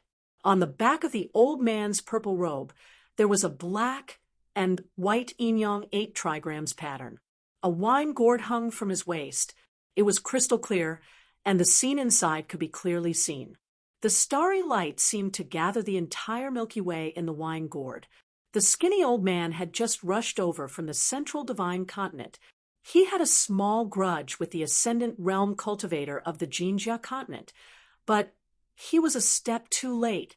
The upper 5 realms cultivator used unpolished mountain and river again, but the short old man followed him like a shadow. He even asked with a smile, "Do you recognize me?" The unpolished jade realm cultivator, who retreated after the failed sneak attack, actually abandoned his life iron spear this time. He instantly teleported hundreds of miles away. He did not expect that the spear would follow the old man to a new place. The old man smiled and said, "Not particular. Die." The unpolished jade realm demon cultivator's body, golden core, nascent soul, yin spirit, and yang spirit were all shattered on the spot. He didn't even notice what kind of spell or divine ability that old geezer had used before he died. The iron spear fell to the ground. The old man was still standing in the distance. He patted his head and said apologetically, "I forgot that you can't understand my hometown dialect. If I had known, I would have used the great language of the vast world." The old man glanced at the other 2 battlefields. It seemed that he did not need to participate. At the northern ferry of the Tongyi continent, Zhou stretched out a palm and signaled Cui Dong to respond. Xiao Chua, who seemed to be in a bad situation, was now wearing the robe that Zhou deliberately separated from the Tongyi and Fu Yao continents, then left, and Right only needed to use all his strength. Anyway, half of it would fall on Wensheng. But if he did not use his full strength, then he would have to try Xiao Chua's full strength. Other than that, he would give him a taste of his own medicine. Xiao, who you let left and right cross the continents in an instant, then I, Zhou, am slightly more generous than you. On the battlefield of the Jinjia continent, the old man suddenly frowned. A figure rose to the sky and looked worriedly at the Fuyao continent in the south. This old man was called Yuxian, or it could be said that he was Talisman Yuxian. Just like when the immortal poet was mentioned, it would be that person who was most proud. When the martial god was mentioned, it would be the woman of the great Duan dynasty, Pei Wan. When the dog was mentioned, it would be someone. Chun Chunan of the secondary sage lineage monopolized Chun Ru. Longhu Mountain's grand heavenly master monopolized thunder techniques. This old man monopolized the world's talisman. Good fellow, 6 beasts gathered in one continent. What about Bai?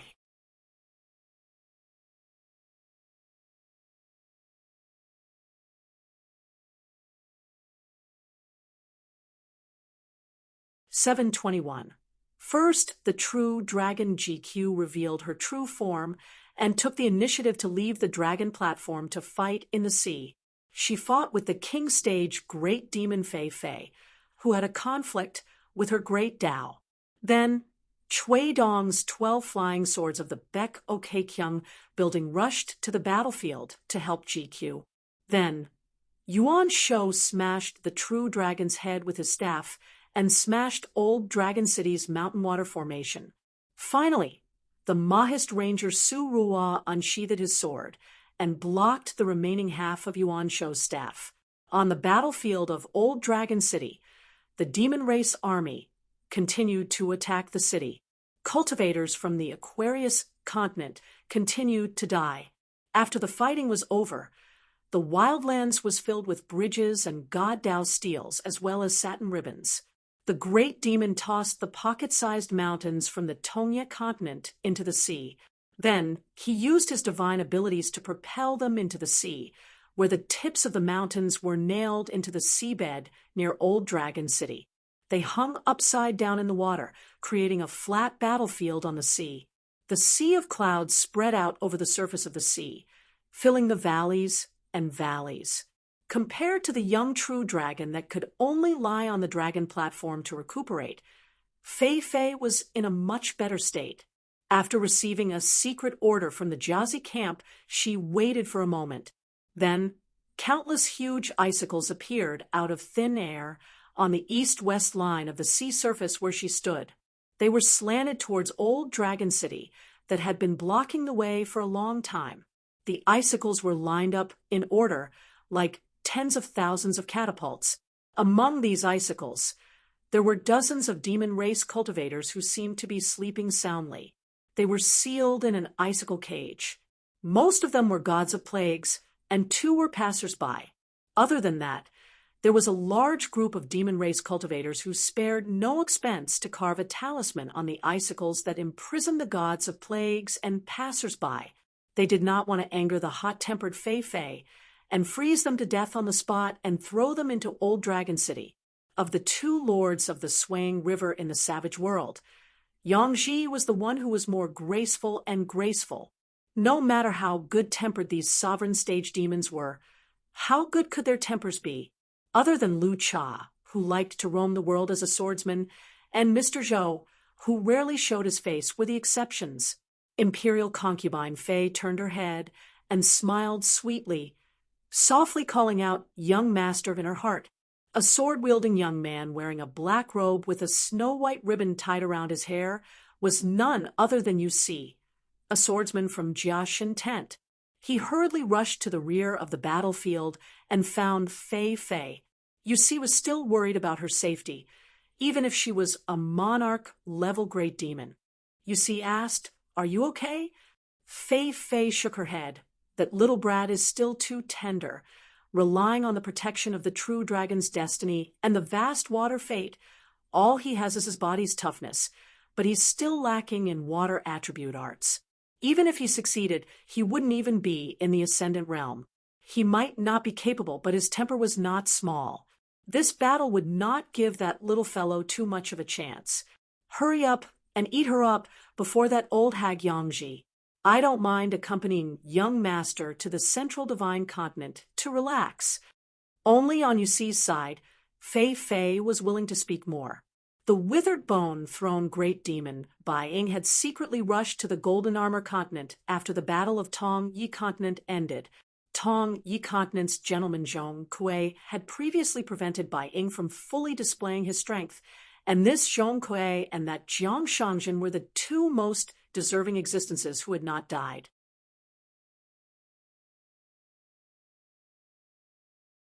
As for the others, they had already received Mr. Zhou's secret order.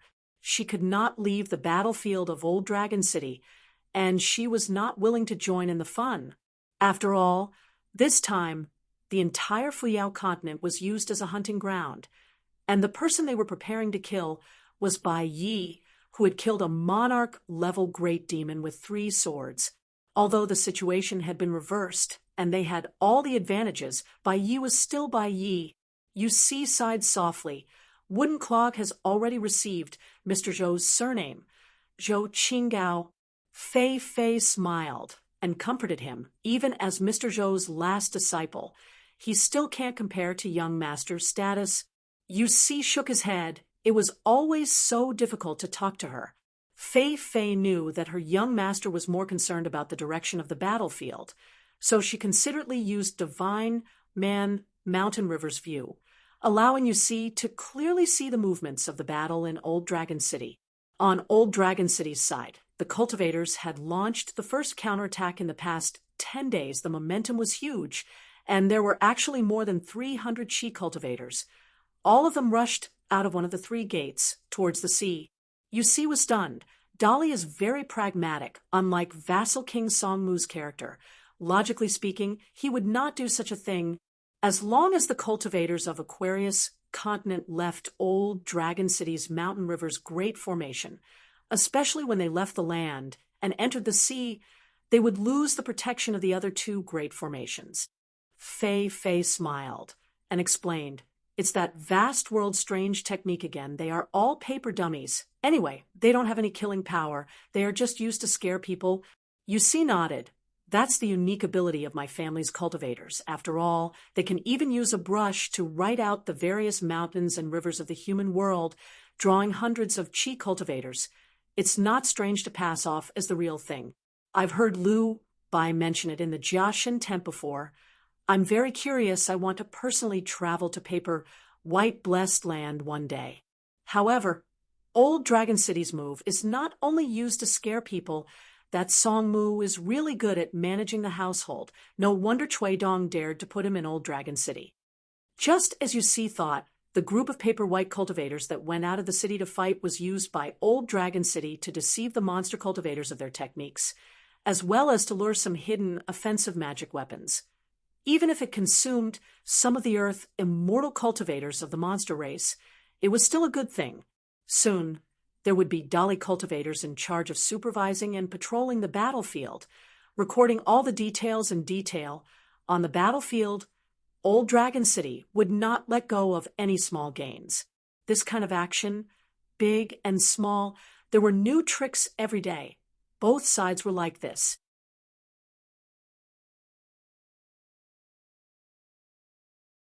Zhou Mi never personally made arrangements. He gave orders to the various army tents on the battlefield. Cui Dong was the same, letting vassal King Song Mu be fully responsible for all matters of Old Dragon City. As for personally entering the battlefield, that was even more unnecessary. If they were not careful, they would really die. Zhou Mi and Cui Dong rarely made a move. It was a kind of great protection for the top forces of their respective camps. "We are all in a life-and-death battle. Why are you two not allowed to die?" Those who dared to say such words would probably die. A female great demon, who once shook out a painting of rivers and rivers on the battlefield of the Great Wall of Sword, she sneered when she saw that the battlefield of Old Dragon City was in a foul mood again. She took out a painting of mountains. The peaks were like clusters of swords. The scroll flashed and disappeared. First, it broke the Old Dragon City's city defense formation, although a small part of it was pierced by the flying swords of many sword immortals, and a part of it was destroyed by the spells of the other Chi refinement warriors. The remaining half of the scroll was still able to unfold above Old Dragon City. The scroll faced down, and the mountains instantly fell together. They were like huge flying swords that smashed into the second formation that Old Dragon City used to protect the residents. Dolly has a sword boat. Hundreds of peaks were like huge flying swords, like a torrential rain falling rapidly on the small round lotus. After Song Mu learned about this in the meeting hall, he just nodded and continued to focus on discussing the details of the battlefield with the generals and secretaries stationed in Dolly. "I am a vassal king of Dolly, not a cultivator of the upper 5 realms. Protecting Old Dragon City, relying on the defensive formation of Old Dragon City, or according to some private agreement with the help of the immortal, it has nothing to do with me, Song Mu." The reclusive Jinren, who went by the alias of Chao Rong in the White Frost Dynasty side. When he saw the female great demon shake out the painting, he took out a treasure that he had kept for most of his life almost at the same time. Heartache, really heartache. It was a landscape, flowers, and birds album, 1 for each of the 4 seasons and 4 for flowers and birds. They were all hand-drawn by him. He was quite proud of it. The incomparable rarity of the album was not in the paintings, but in the seal that was printed on each of the pages. The 3 sect masters of the Beko Keikyang building in Qing, Mingtian, all left their seals, giving it to this Daoist Shinran, who was not a native of the upper 5 realms of the Aquarius continent. The great sect master of the Beko Keikyang building, who took in a disciple on behalf of his master, had the seal Daoist scripture master. The second sect master, who was Chao Rong's second martial uncle, the truly invincible Daoist second brother, also took out a private seal that was not easily stamped. There is no second place in literature.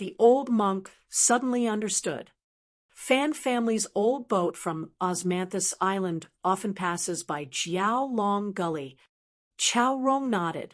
The reason why he was half of the senior apprentice brother was because the honored master had never acknowledged him as a direct disciple. However, back then, when the honored master was traveling the seas, the old boat was in charge of rowing the boat and traveling with the honored master. Even if there was no merit, there was hard work. Therefore, the direct disciples all recognized the old boat as their senior apprentice brother. The senior apprentice brother had many aliases. One of the most famous was Gu Song. In the central divine continent, there was a famous reputation of pretending to be relaxed on the mountain. He was famous for his stubborn temper. No matter who he fought, no matter the disparity in cultivation level, no matter how great the opponent's background was, Gu Song was never afraid and almost never won. He could even survive until the end. Alliance, the city lord of White Emperor City, Venerable Fire Dragon, and Gu Song had all provoked him. Later on, he left the land and returned to the sea to be an old man rowing a boat. It was said that he could not provoke any more people in case the younger generation could not catch up. With Chow Rong's help to protect the array, Old Dragon City and the feudal residents were no longer in danger. Song Mu suddenly thought of something in the meeting hall. He reminded in a deep voice all the cultivators who died outside Old Dragon City. Even if they left the designated battlefield without permission, even if they accidentally violated the rules, they died in battle. Go and remind all the cultivators who are supervising the battle. These chi cultivators must be recorded in the military and criminal departments of Dali, and their military merits must not be discounted. A secretary said, "This is against the rules set by the imperial tutor." Song Mu turned his head and stared at him. "In Old Dragon City, I have the final say. Just do as I say. If the imperial tutor wants to question the feudal residents, he can come to Old Dragon City to look for Song Mu." The secretary's eyes were shining. He cupped his fists and said, "Yes, sir." This agitated young civil official immediately sent a flying sword message to pass on this matter. For the first time, this disciple of Hesitation Alley, who was born in the Pillar State of Dali, sincerely recognized Song Mu's identity as the feudal lord. A young gentleman from the Cliff Academy of the Great Sway Kingdom was guarding behind one of the huge holes in Old Dragon City's array. There were a total of 3 battle lines, which was enough to show the size of this gate. Other than helping the cultivators of Dali to arrange the troops, the gentleman also followed the cultivators of Dali to arrange the troops. Every time he accumulated enough spiritual energy, he would do his best to attack. This time, the young gentleman's words were the law. He softly said, "Green Cavalry Formation 3 million. The so-called Green Cavalry was actually willow branches. They were densely packed and very imposing.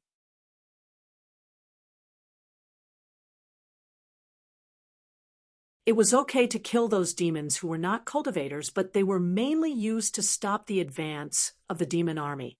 Zhou Ju, a sloppy sage from the Lakeview Academy, finally returned to the ranks of gentlemen a few years ago. As a result, he made a lot of contributions on the battlefield of Old Dragon City. However, he lost his title of gentleman in the academy and became a sage again. When will the ups and downs stop? Zhou Ju had already attacked several times before this, more exaggerated than the gentleman of the Cliff Academy. At this moment, he was squatting beside the gentleman of the Cliff Academy and gnawing on the immortal money. Crunch, crunch, crunch. A young cultivator from the military school of Wind Snow Temple was responsible for guarding this physically weak gentleman of the academy. In short, if the latter was in a desperate situation, he had to take the lead first. There was nothing strange about it. On the battlefield of Dali's border army, it was common for cultivators to follow the army. Although he was extremely steady on the battlefield, his temperament was extremely lively. He turned his head and laughed with the sage Zhou Ju, who had a similar temper. Great Sage Show, 3,030,000? Is there an extra 100 characters? Zhou Ju said seriously. The first thing to be exquisite in the art of writing is to first frighten the opponent with the aura of the blade on the page. It is to subdue the enemy without a fight, as the absolute master of the Wind Snow Temple. You don't even know this. Why don't you go to the Lakeview Academy and hang out with me for a few days? The gentleman of the Cliff Academy just said a few words.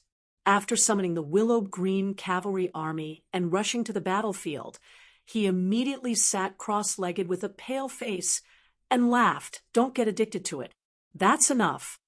Zhou Ju and the Military School of Wind Snow Temple's Military School of Wind Snow Temple's greatest pleasure when they were free was to tease this gentleman and call him the future Mountain Elder. However, the gentleman knew that the Mountain Elder of the Great Sway Kingdom's Cliff Academy had changed from Mao Xiaodong to the Imperial Tutor Chui Dong. It was impossible to imagine who would be the next Mountain Elder in the future, who dared to guess the unfathomable thoughts of the embroidered tiger. Zhou Ju suddenly stood up and said seriously to the cultivator following the army, "Protect the gentleman." His figure flashed and disappeared. Near the gate, there was a little girl from the demon clan wearing a large black robe. Her spells and divine abilities were very strange. Her body instantly turned into thousands of birds and killed all the Willow Branch Green Cavalry. Zhou Ju wanted to meet her. He would find a chance to twist her head off and tell her that she was a beauty. On the other battlefield, the situation was even more dangerous. Even with the sword immortal of the Northern Reed, it was still dangerous.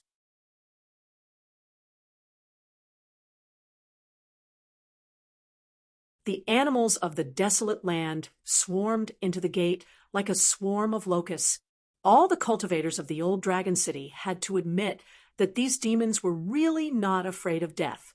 The demon cultivators also competed with the old Dragon City's men of sacrifice. The two sides exchanged politeness. At first, the cultivators on the front line of the old Dragon City's battlefield suffered heavy losses.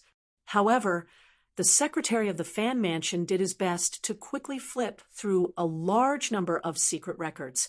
Finally, in a relatively new but unrecorded book, he found the identities of the demon cultivators of the old Dragon City's men of sacrifice. Only then did the Fan Mansion immediately come up with a countermeasure. They sent a message to all the sword cultivators with flying swords, telling them to look for traces of these two strange cultivators. Only then could they turn the situation around. A small thunder pool appeared in the sky above the battlefield, within a radius of dozens of miles. Thunder and lightning were attracted. The electric light was like a white flood dragon, and the 5 thunderbolts were like colorful snakes. They flickered and whipped the ground. A demon cultivator with red and black sleeves was riding a fire dragon and a water flood dragon, respectively, rushing toward the gate. On the sea surface far away from the gate, there was a big demon that showed up for the first time. It was a golden armor immortal general who rode a horse and held a spear. He galloped on the waves and headed toward the old Dragon City. Although it was not a fierce big demon in the peak state, it was very eye-catching on the battlefield of the Great Wall of Sword Chi in the past. Its golden armor was very difficult to break, so much so that it was listed as a must-kill existence by the hidden officials of the Summer Palace. In the Great Wall of Sword Chi, this horse was already so powerful. What would it be like in the old Dragon City? There was a Taoist talisman sect immortal. His state was not high, and he was at the bottleneck of the Jindan realm. However, he was proficient in writing talisman. Now, with the help of the great gentleman of the academy, he was able to communicate with the heavenly law. On the South Sea, every stroke created words. It was the writings of the sages. There was a female demon sword cultivator who was one of the 100-sword deities of the moon-bearing mountain. She looked young, and her forehead and cheeks had some characteristics of the true body of the demon race.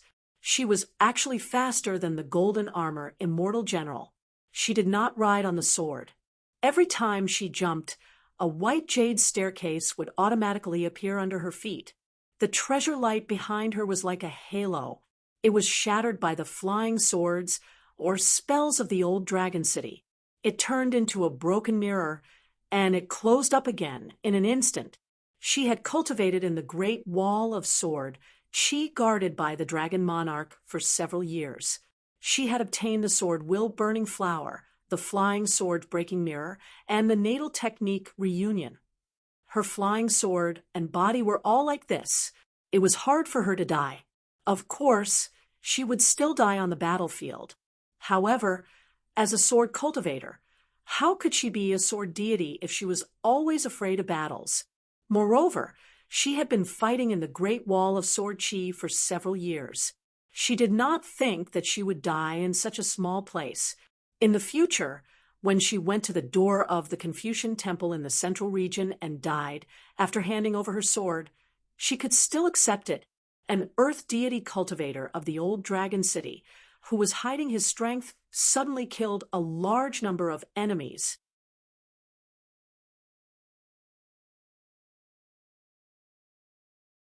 In the end, just as he was about to get what he wanted and accumulate enough battle merits to leave the battlefield and return to his sect in the hinterland of the continent to continue being the old patriarch, a person stood up from the pile of corpses behind him. It was the familiar face of the cultivator from the Aquarius continent. The latter clawed out the heart of the cultivator and stuffed it into his mouth along with the golden core. After that, the puppet fell to the ground with its mouth full of blood. An old sword cultivator of the nascent soul realm, who was close to the battlefield, the Aquarius continent sword deity senior, could not find any trace of the sneaky demon's true body. He had no choice but to take a step back. He took out his natal flying sword and shrouded the pile of corpses with a huge circle of sword light. Then the sword light fell and blasted more than half of the corpses into pieces. However, he did not expect that the puppet would suddenly fly away. The old sword cultivator's flying sword went straight after it. He did not expect that the corpse of the cultivator, whose chest was cut open, would escape in the opposite direction. At the same time, the puppet that appeared first went limp and was about to fall into the sea. In a split second, the old sword cultivator was clearly caught unprepared. He subconsciously restrained his sword intent and cut the puppet into two. Then he immediately withdrew his flying sword and turned to kill the corpse without a heart. The beast's true body must be on the corpse. The sword light shone brightly, and its momentum was like a rainbow. Li Kai was speechless. "What are you doing with your fancy tricks?" Even if this female sword deity who came from outside was indeed exhausted, she still used all her strength to take out her flying sword and completely shattered the puppet that had just been cut in half. She also shattered the soul of the demon's earth deity hidden in the human cultivator's skin. Glancing at the old man, Li Kai was too lazy to speak. She had to go back to the old dragon city and drink a few jugs of good wine to refresh herself. She was going to have a good sleep first before fighting. As for that sword cultivator, he looked very old. Looking at his nascent soul aura, he could be considered a newcomer. However, his golden core was of ordinary quality and had been polished for many years. Why was his battle experience like a fledgling's? He seemed to be an old sword deity from Xinjiang Mountain? Oh, my dear mother, in terms of foresight, depth, and decisiveness of the sword, not to mention my clever disciple Chen Li, even that little girl Gao Yuqing was far inferior. However, that old sword cultivator from Xinjiang Mountain had already cupped his fists and thanked the famous female sword deity from the North Continent. As expected of sect masterly of floating duckweed sword lake, cultivators from both continents knew about this female sword deity. A good sword deity, her swordsmanship was truly exquisite. Her natal flying sword never missed its target. Every time, it would be a great harvest.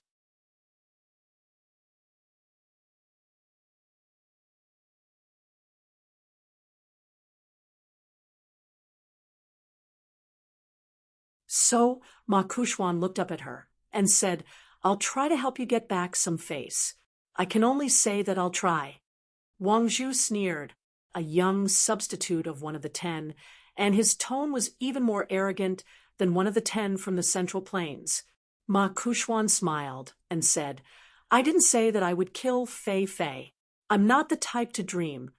One of the 10 from the Central Plains, the old sword cultivator, Zhou Shinji, had been beaten to death by a sovereign great demon. Of course, this was related to Zhou Shinji's battle in the mountain cave. However, in a battle between ascendant realm cultivators, the difference between winning and killing was too great. Fei Fei was also one of the 14 sovereigns of the wildlands. Ma Kushwan was not stupid. If she wanted to die on the battlefield, he could find an opportunity to call her from afar.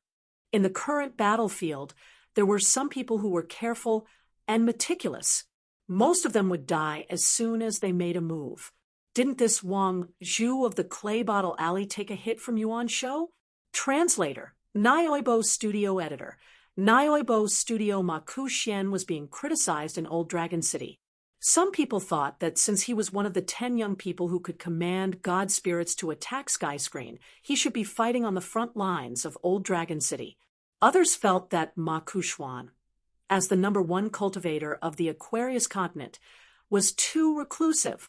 He should learn from the Wind Snow Temple's Sword Immortal Wei Jin, who dared to ask for a sword expert. Unless Ma Kuxuan heard it with his own ears, he wouldn't care about it. Once when he was outside Old Dragon City, he happened to hear it. He just said, "The title of one of the 10 candidates isn't worth much, so I'll give it to you, then you can go and die." Wang Zhu did not say anything. He just turned his head and looked to the north. Mountain-moving apes, mountain-driving dogs, talismans, yellow-scarved strongmen, silver-armored strongmen, and puppets created by the Mahist mechanism master were tirelessly building layers of battle lines around the southern peak. As long as the Dali dynasty had money and the North Continent as their support, manpower and material resources were not a problem. Scorched earth? No need. When Old Dragon City fell, nothing would be left behind for the demon clan. It would only be a complete ruin. Even if the demon army pushed all the way to the foot of the southern peak, it would still be the same. Ma Kuxian just calmly looked at the cold and cheerless woman. Very good. She was the most different in the Pearl Grotto heaven back then. Fortunately, she was still the same. She was in the Clay Bottle Alley, and he was in the Apricot Blossom Alley. They did not meet often. The most they met was every morning beside the Iron Lock well. He saw her pretending to be struggling to fetch water, and felt that she was really cute. Sometimes she would sleep in and go out later to fetch water.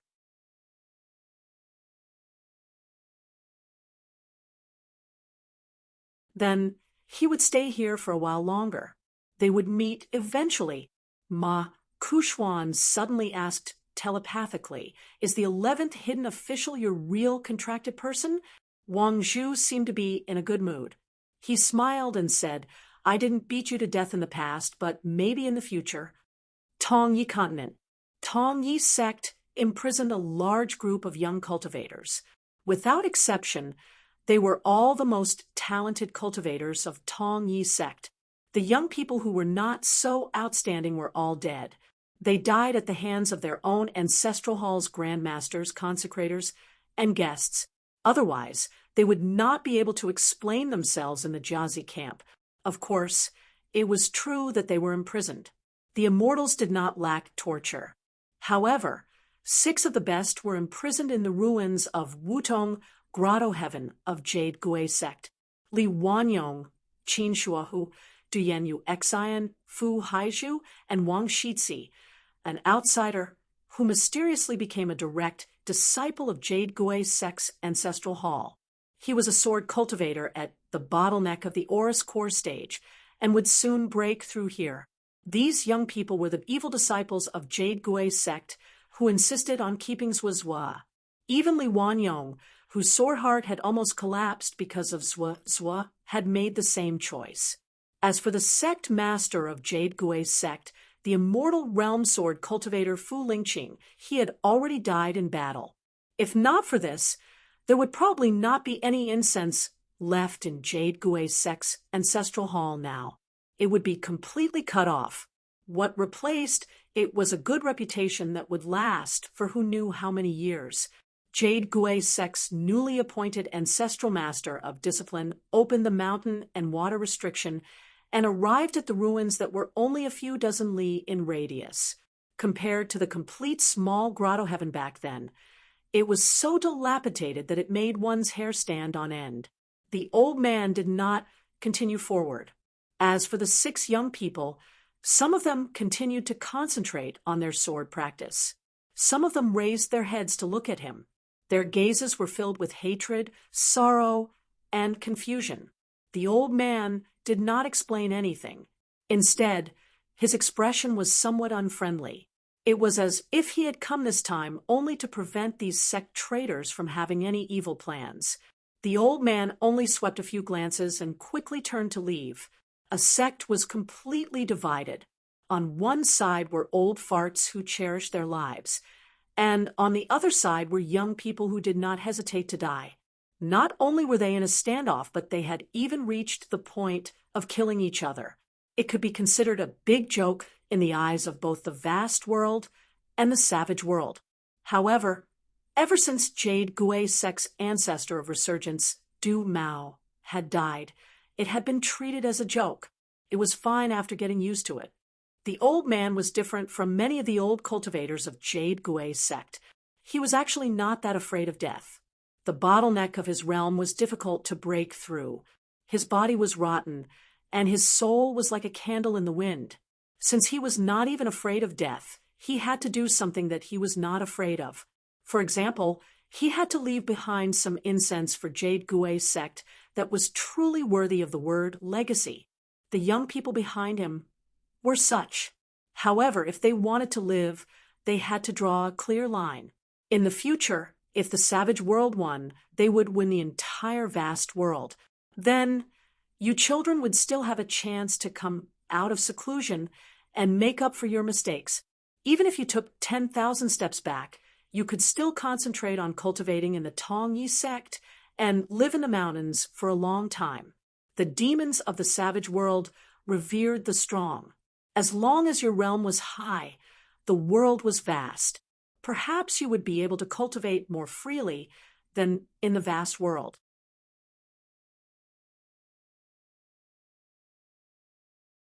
However, if the savage world lost and retreated to the barbarian lands south of the Great Wall of Sword Qi, you would still have a choice. I am the oldest person in the Tong Yisek's ancestral hall now. As someone who is about to die, I can only do so much for the ancestral masters. These young people who were willing to die for the honor of the sect must not die. The Jade Gui sect in the southern part of the Tongyi continent had only been the leader of the continent for a few years. The patriarch of the disciplined sect had already died in battle. Even the cute little girl Lu, who later became Hua Mao's elder sister, had died in battle. Even if the ancestral hall still existed in the future, how many people would scold him? In that case, wouldn't he be lonely? Jiang Shangzhen, would definitely die of loneliness. A figure suddenly appeared and took a Dao technique from an ascendant realm demon that was waiting for him. He crashed into the sect's last mountain and river array and shot towards Joey Peak. Since no one was staying there, he could use it to practice.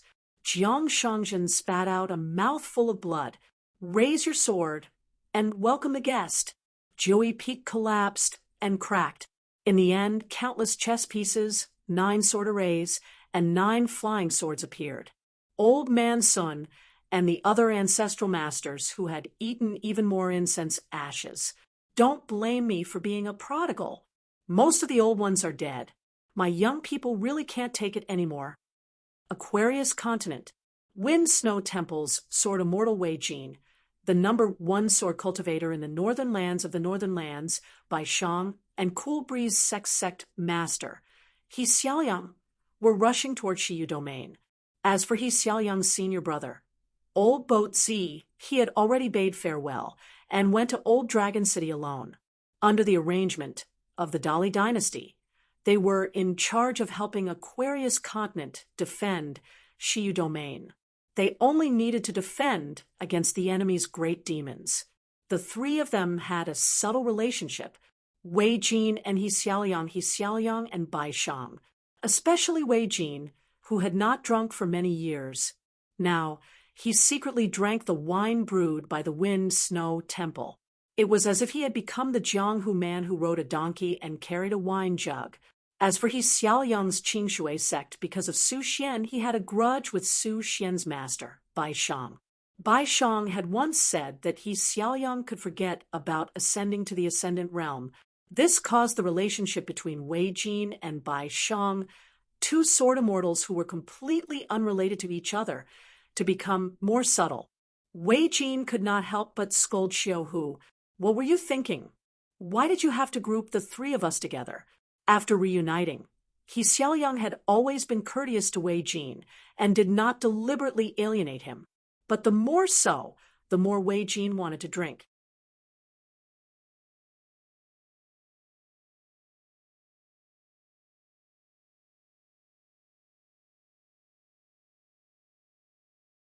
He lifted the wine pot and poured the wine to the south, murmuring, "Brother, your 1-foot spear of the Tong Yi continent was never tough in front of me, the jade-faced young master.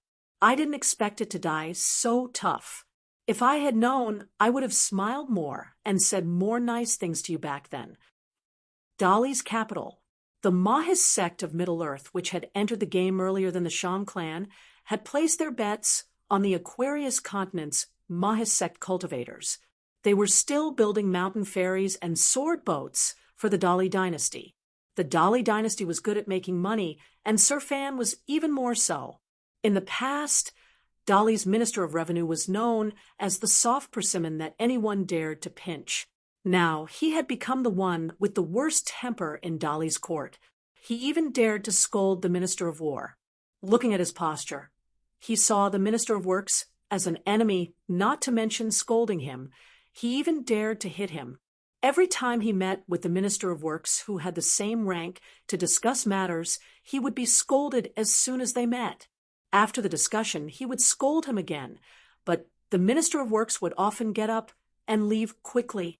The 6 yamens on the same street in Dali's capital city had long opened up a large piece of land, gathering all the yamens together and linking them together. As long as the officials of each department had official business to attend to, they could visit each other without any hindrance. In the past, Lu Qingfeng and Guan Yiran, who were also great blasphemy supervisors, could often meet again. As Master Guan's great-great-grandson, Guan Yiran was only filling in for the vacancy in the Ministry of Revenue. He didn't get promoted, and according to the rules of Dali's court, he wasn't even considered a promotion. Therefore, there were a lot of civil and military officials who were fighting for justice for the Guan family. Lu Qingfeng, who was just a civil official of a vassal state, had been promoted to the Right Assistant Minister of Works. However, Guan Yiran, who was born in Dali's Guan family and was also a military cultivator, was only filling in for the vacancy in the Ministry of Revenue. Not only that, it seemed that when old Minister Guan left, Guan Yiran deliberately distanced himself from all relations with the Ministry of Appointments. These years, during the holidays, he never took the initiative to visit those uncles who held important positions in the Ministry of Appointments. Even his grandfather's generation, Guan Yiran was very arrogant and still didn't greet them. It was said that there was an old minister who had left the Ministry of Appointments for more than 20 years. Before leaving, he had been transferred to another ministry to serve as a minister for 3 years. He had always treated Guan Yiran as his own grandson. He had been idle in his home in the capital for many years, but Guan Yiran, this heartless little bastard, still didn't visit him.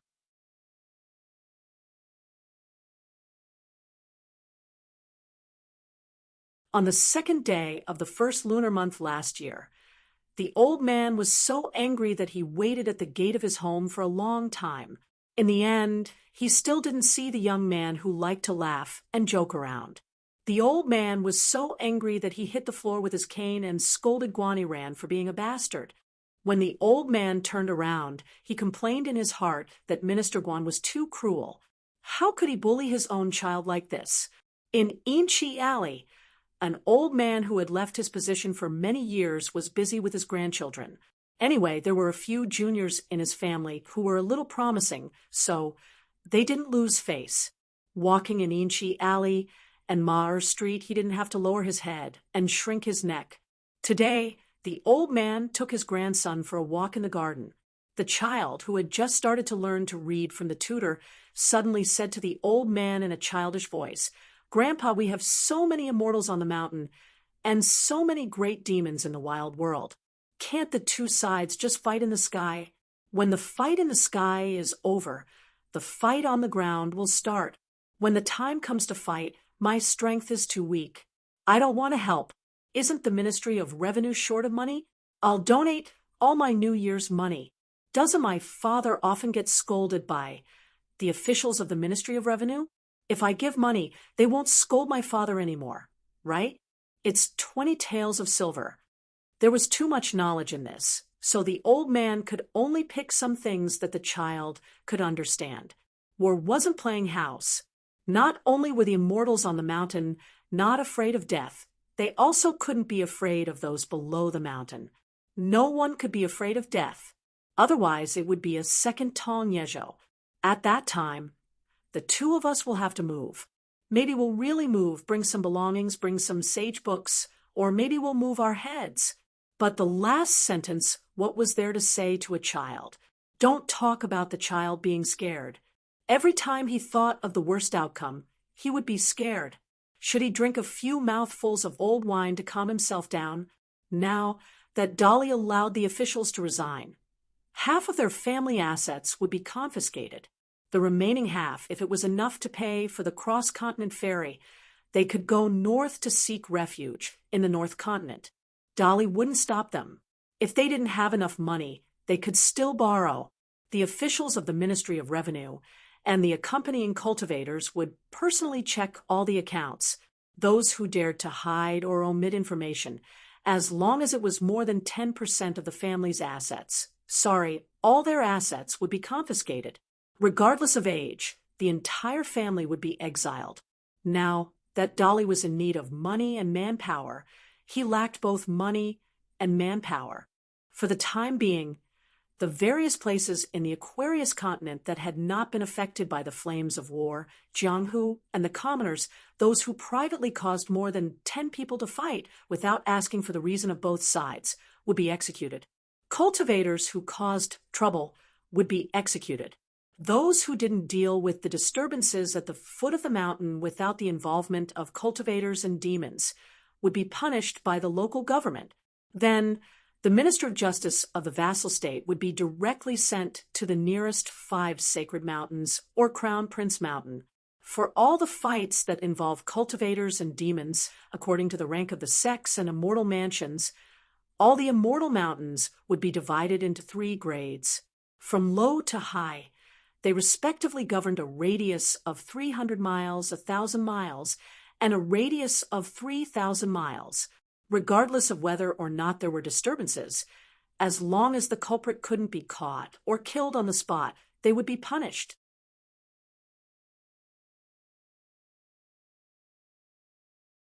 Afraid of an unexpected disaster?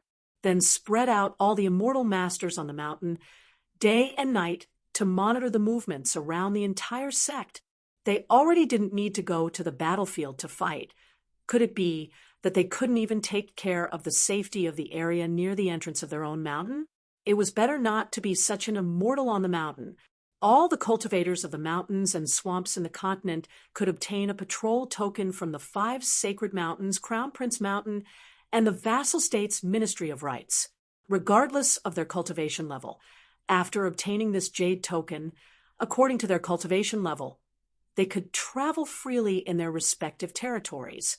They could also help the immortal masters find and fill in the gaps. Once they found something, they could receive immortal money. As long as they accumulated enough shares in the secret archives, they could exchange it for Dolly's military merit.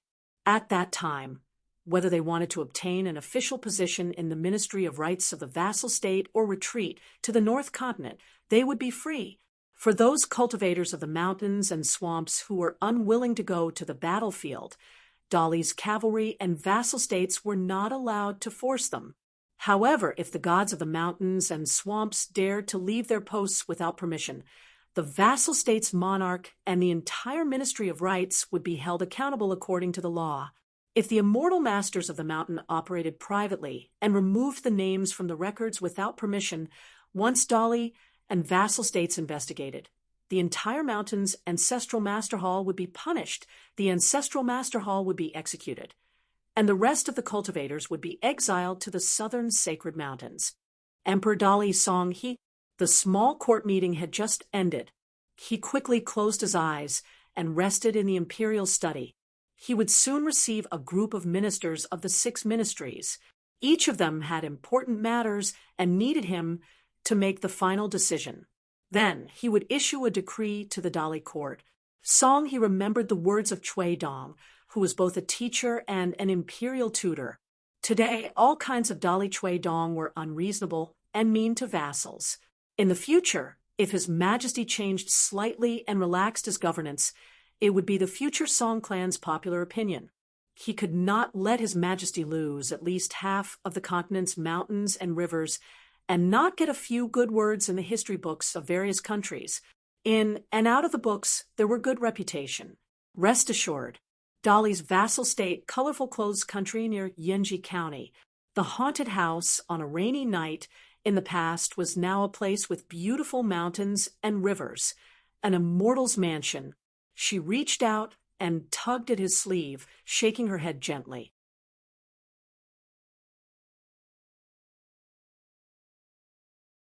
However, she could not speak of her selfishness and the reasons that she knew were wrong.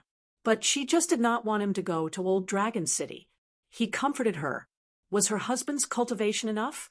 It was not even enough to fill the gaps between the big demon's teeth. He was just going to do odd jobs. He would try his best to help out a little to gain peace of mind. How could he bear to go and not come back, leaving you alone? He would come back, definitely. Only then did she nod and gently hold his hand. Anyway, she could not stop her husband if she did not nod. A vassal state that was lucky to be located in the central hinterland of the Aquarius continent, an old master who had closed his door and refused to receive guests for many years, actually went out to bask in the sun today. However, the usually elegant old man was actually cursing today, saying that the tyrannical government was so harsh. Those who destroyed my homeland's mountains and rivers were not far from defeat. A group of young ruffians passed by. The leader and a dog-headed military advisor who had been in school for a few years asked, "What is old Master Jiang talking about?" It was rare for him to go out and show his face.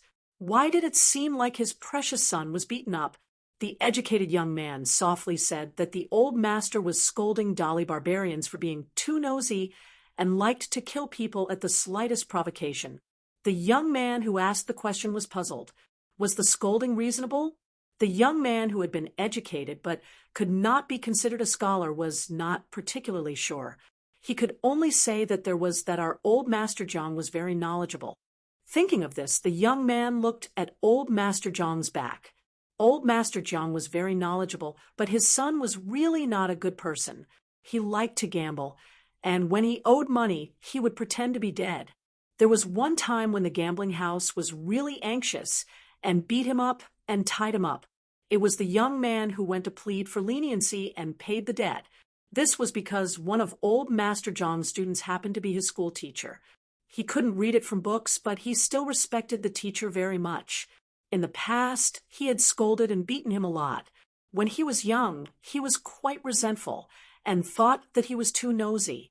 However, as he grew older, he felt that he had let down that teacher, so he also respected the teacher more. However, that old Master Jiang's son was really not a good person. He helped out of kindness, but later on he blamed him. In the end, the leader of the ruffians nodded to himself and said that he was right.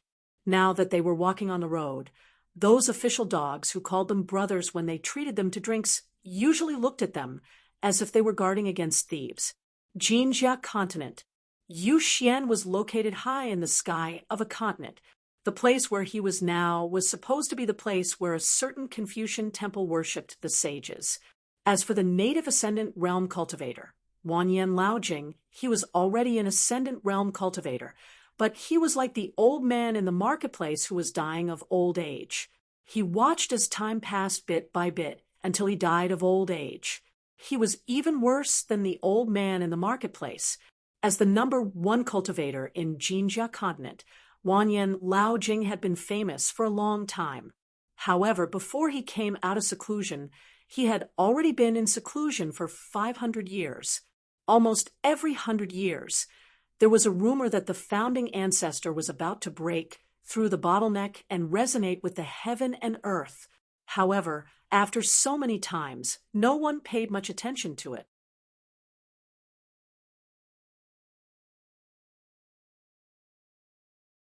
After the North Continent's Fire Dragon Venerable, the South Whirlpool Continent's Chinchunan, and the White Mountain Continent's God of Fortune, Wanyan Laojing, the Jinjia Continent's Ascendant Realm Cultivator, was once the most promising Ascendant Realm Cultivator in the world. He was regarded as one of the top 10 cultivators in the Central Plains. As for why he didn't go to the battlefield in his hometown where the outcome of the battle was uncertain, he didn't go to the desolate world's ascendant realm demons and perish together with them. He didn't want to destroy the demon army in one go. Why did he choose to kill the cultivators of the upper 5 realms in his hometown? Was it because his Tao was severed, and his soul and body were already rotten to the point where he could only wait for death? As a result, his Tao heart collapsed, and his inner demons caused trouble, attracting some otherworldly demons to steal his heart lake? Was it because of the huge restriction of the Central Plains Confucian Temple?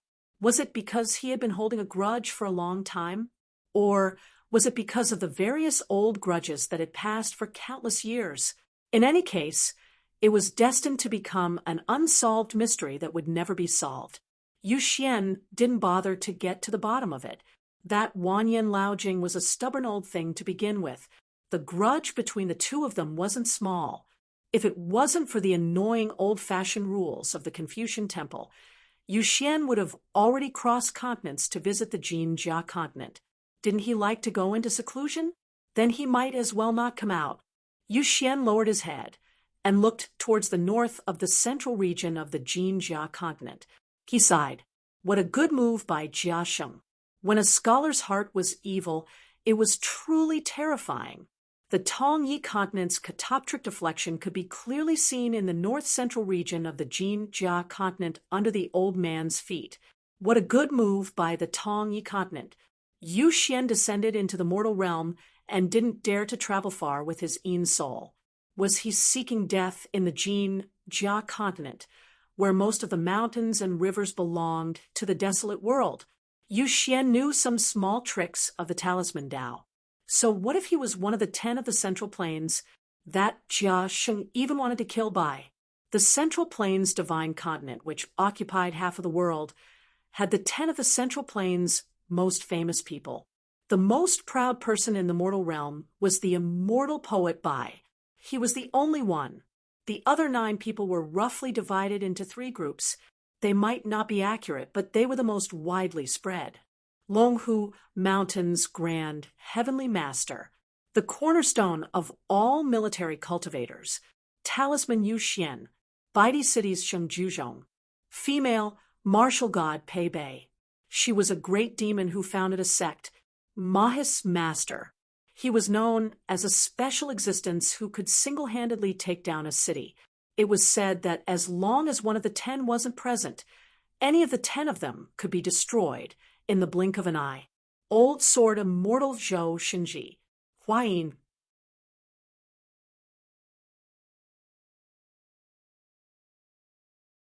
This list naturally avoided the Confucian Temple of the Central Plains. There were also the 10 of them. However, the busybodies were noisy and annoying. Even Yu Xian felt that it was too boring. The Holy Ancestor, Ritual Sage, Secondary Sage. Bai Yi, Eastern Sea Monasteries Taoist, Temple Head. Longhu, Mountains Grand, Heavenly Master. These people were the ones that the talisman Yuxian, who was a great cultivator at the peak of the mountain, recognized. Other than that, there were ups and downs. The 10 of them, plus the substitutes, had different opinions. Everyone had their own selfish motives and preferences. For example, the secondary sage's swordsman alliance. His sword intent was at its peak, his sword Tao was supreme, and his sword was the most magnificent. Another example was the literary sage's second disciple. His sword arts were the best in the world. Yu Xian realized that the Ascendant Realm Great Demon had already run away, and the two young martial artists were fine. Yu Xian was a little worried. What? Did he really have to return to the Central Plains with his tail between his legs? Only by killing or seriously injuring an Ascendant Realm Great Demon that wasn't at the 14 thrones would he feel better. As for the Fuyao continent, Yu Xian really didn't want to get involved. The water was too deep. Yu Xian, am short. Yu Xian couldn't decide what to do, so he decided to chat with the two young martial artists to ease his mind. He didn't expect Chao Ci to smile. After cupping his fists and thanking him, he took his leave. He looked rather calm and composed, but the tanned and charming young lady was more courteous. Not only did she cup her fists to thank him, she did not immediately leave. Yu Xian couldn't help but look towards the south. The Fuyao continent was no longer the vast world and had become the territory of the savage world. Bai Yi, maybe you don't mind being in the vast world, but the other party's 6 beasts were stepping on your own territory. The 24 solar terms formation of the Aquarius continent seemed to be illusory and useless, but the most profound part of it. Ordinary people might not be able to see it, but how could Bai not know about it? 10% heaven's luck. One side was weak, the other side was strong. The Aquarius continent's cultivators that had no chance of winning suddenly had a 10% chance of winning. Was it important? Evenly matched, 50% chance of winning became 60% chance of winning? Was it important? 90% chance of winning became 100% chance of winning? Wouldn't the cultivators of the demon race tremble in fear when facing him? Bai Ye's sword landed in the Fuyao continent. This was no different from choosing to be alone, waiting for the encirclement. But the number of great demons surrounding Bai Yi and their cultivation, even Bai Yi would be surprised. But Bai Yi being surprised was just being surprised. It would not hinder him from using his sword. Huai clan's old man was someone who liked to take advantage of others and wanted to gain fame, so he went to the South Whirlpool continent where Qin Chunan was stationed. Zhou Xinji, that bad-tempered old man, left the Central Plains Divine Continent and rushed to the Fuyao continent. How was it? Was he a hero? Very heroic. In the Fuyao continent's mountain cave, killing demons was painful, very satisfying. Then what? Gone. One of the 10 of the Central Plains. Gone just like that. Bai Yi made Huai Abacus go from the bottom 10 to the 9th. When Zhou Xinji was alive, what did he say? As long as I am alive, I will always sit at the 9th position.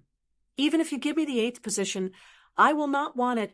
I want that Huai Abacus to be at the bottom forever, to shit and piss on his head. 6 great demons. What if there was a 7th? Bullshit. There definitely was. At the northern ferry of the Tongyi continent, Zhou Mi silently pinched his fingers. Fuyao continent. Good name. Just right for Bai Yi.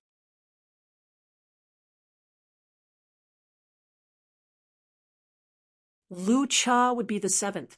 Lu Cha was indeed on his way to the Fuyao continent, and he did not deliberately hide his sword chi. In the eyes of the cultivators, at the peak of the South Whirlpool continent, he turned into a beam of sword light and flew away. Mr. Zhou had previously given this bearded ranger of the wilderness 2 choices. He could cooperate with the Dragon Monarch and kill a junior at the Great Wall of Sword Chi, or he could go to the Fuyao continent and send Bai Yi off. A swordsman sending off a swordsman. compared to Bai Yi dying tragically under a spell. He would die a more meaningful death. If he liked to stand out, then he would be killed. Zhou Xinji was only the first. The ascendant realm, Wanyan Old Jing, who had lost his mind, was on the other extreme. It was indeed, as the grand ancestor of the moon-bearing mountain had said, at the ruins of the inverted mountain, he had announced to the world that they would not be free for long. Who told the cultivators at the peak not to be free? Of course, it was the Confucian rules. The most hateful thing was that the higher the realm, the heavier the restrictions. When ascendant realm cultivators left their continent, they had to greet the Confucian temple sages who were in charge of the sky screen and obtain permission to travel across continents, not to mention the savage world. Even in the green underworld where Taoism was the dominant sect, would there be such a rule? However, in the vast world where hundreds of schools of thought contended, there were all kinds of rules to restrict immortals and ascendant realm cultivators. Lu Cha chose the second option. In the wilderness, he did not contribute much because he respected Chen Qingdu and those sword cultivators. After all, he could not go to the vast world and ask Chen Chunan for a sword and not attack a few times. Bai Yi was the same as Alliance.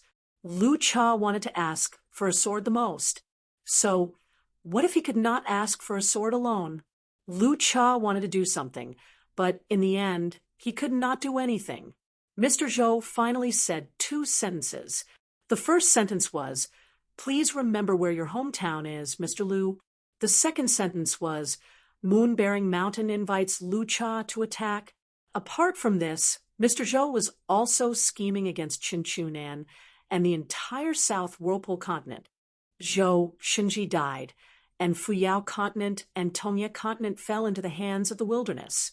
Only the South Whirlpool continent, which was closest to the inverted hanging mountain, and the Great Wall of Sword Qi still had few battles. Once Bai Yi died in the Fuyao continent, then what about the mellow scholar Qin Chunan? The South Whirlpool continent now had the Huai family's patriarch and one of the top 10 sword immortals of the Great Wall of Sword Qi, Lu Ji, who could hold the line. Chen Chunan was very leisurely. What a noble and mellow scholar he was, sitting calmly on the fishing platform.